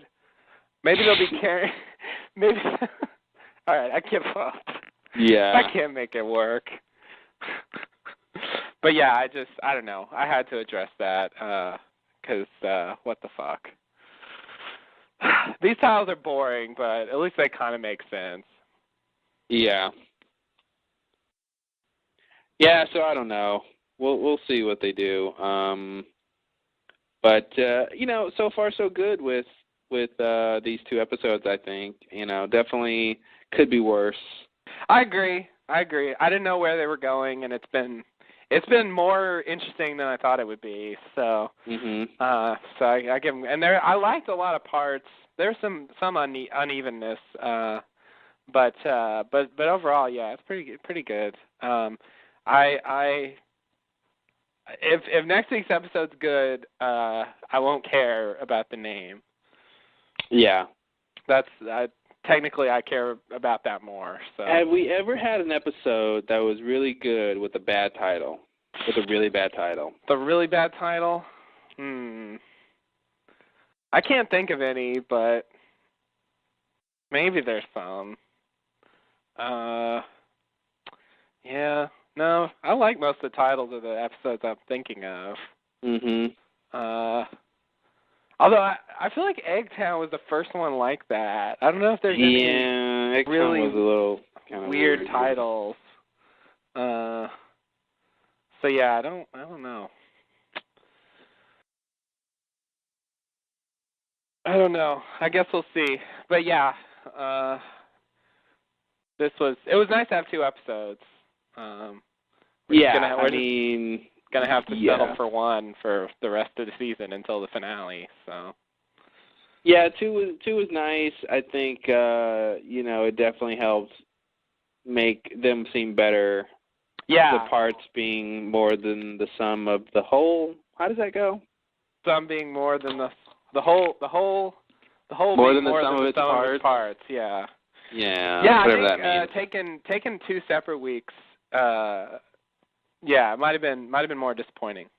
Yeah, I think it definitely would have been. We're going to Oxford. Well, the ending of the first episode in season 4 wasn't that great either. Yeah. It was just, Dan landing and he goes, "Are you Jack?" Lost. That was it. Yeah. Yeah. It's better than Oxford, though. Yeah, I don't know. But it feels like the Hawking thing was the ending of the premiere. So they feel like they were, a 2-part episode. Yeah. Yeah. I mean, it doesn't help that, like the whole Hurley thing is, directly continued, and the Hurley Saeed thing. Yeah, that's true. Yeah, they totally just ran together for that reason. So, yeah. Shouldn't have lied, man. Shouldn't have lied. Everything, nothing bad would happen if we just wouldn't have lied. Should not have lied. That lie, shouldn't have. Shouldn't have lied. But sometimes you shouldn't have. Shouldn't have. Cool. Well, this has been an interesting podcast. Yes. I guess we have, how many episodes this season? 17 hours, probably 16 episodes. Hours. 16, huh? I think 17 hours, 16 episodes. Well, Lostpedia says they look like they're numbering 17 episodes. Yeah, you think they might have numbered the finale separately? Yeah, I think they might. Maybe they're just numbering the hours and then later they'll fix it or something. Yeah, because I remember, when they initially announced the times, like everybody thought they were just episodes. I really think it's just hours. That's always a thing. Yeah. Yeah, I could be wrong, but I believe it's 17 hours. And so that would mean that if the finale's 2 hours, it'll be 16 and 17. So then if there's 17 episodes, that could mean that there's 18 hours. It could, but I don't think so. I think that sounds like a lot. I think there's a contract thing going on here. And contract, smontract. unless they take an hour from season 6. And they do some deal where they need extra time. This from some sort of news source says there's 17 episode hours planned. Yeah, there we go. So that means 17 episodes, right? No, I think it means 17 hours. 17 episode hours. They used both words. They did. But I feel like that means 17 hours. Well, whatever. I think it means 17 hours. So you don't have to explain why you think that. No. Because apparently that's hard. Because they're all. I think that because the original deal was the original deal was for 48 hours, and it was going to be 16, 16, 16. And yeah. Here's the thing with an interview saying, with Carlton and Damon, I believe, and they're saying 17 hours. So. Yeah. Okay. They're referring to hours. Yeah, and people sometimes interpret that as episodes, but I think that's not what it means. Most episodes are an hour, but. Sorry, I'm reading this stuff, and it said spoiler alert, and I kept reading. Oh, God, what did you read? I don't know. It doesn't seem like it's true, though. Well, when's that article from? December 2008. They make mention of. I feel like I can say it because I don't think it's true. I think it's a joke. Oh. The zombie season. Oh yeah, they're fucking around. That's a running gag from the podcast. Okay, yeah, that's what I thought. And so the spoiler was that the four-toed statue might come to life in the zombie season. Yeah, they're definitely joking. Okay, good. Yeah, don't worry. That's they've been talking about the zombie season since like the season 2 podcast. Yeah, I thought that was familiar. The original genesis, for those of you who care, of the zombie season was that at the time, they didn't know how long the show was going to go. Mm-hmm. And so the idea was they would just keep sort of spinning their wheels and doing like crazy stuff until the show was over. And so the idea was originally it was like season 14 will be the zombie season and season 15 will be the the alligator season or whatever. So that was where that came from. Well, there you go. So yeah, not a spoiler. I agree. So yeah, I think season 4 was 14 hours, and so that leaves 2 extras to distribute over the 2 seasons. So that makes them both 17, and so I think that's what will happen. Well, we'll see how well these 17 do. I think it's going to be a very interesting season. Yeah. I'm curious. I mean, they already have a sort of setup for what they're going for. It's kind of weird because that, Lost. It was like that last season too. There's sort of a clear thing that they need to work towards. Yeah. And it just becomes about how do they get to that point rather than what's going to happen. Yeah, exactly. It seems clear. So you're saying it's less fun that way? Yeah, kind of. It was nice, in seasons 2 and 3. Like we never really knew what was going to come next. Mhm. There's no. I mean, Henry Gale just appears out of nowhere, and now we have to deal with him. And what's he there for? We don't know. And Yeah.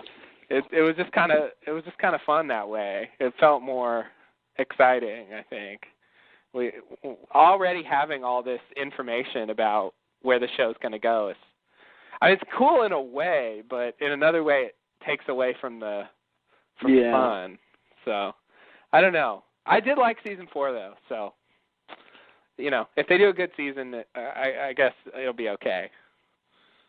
Yeah, we'll see. I think it'll be good.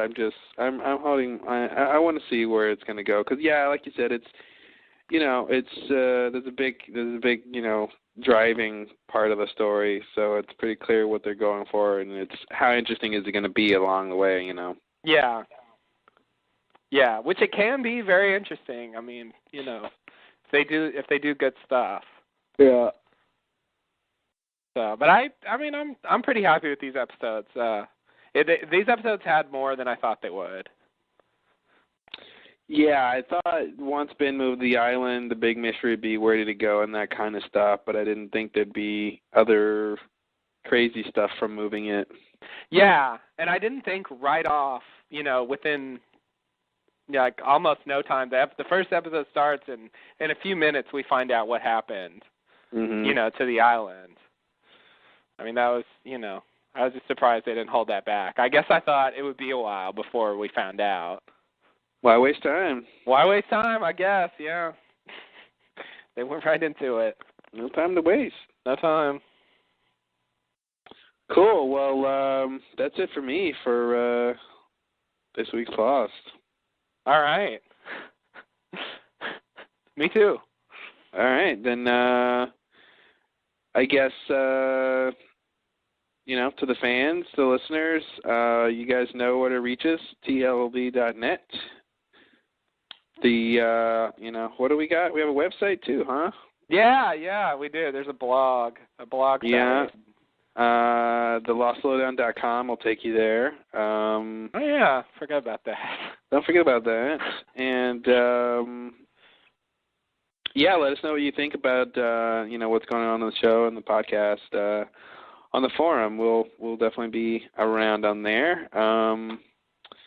And yeah, it's good to be back podcasting and into Lost. So looking forward to season 5. Yeah, what he said, I agree with.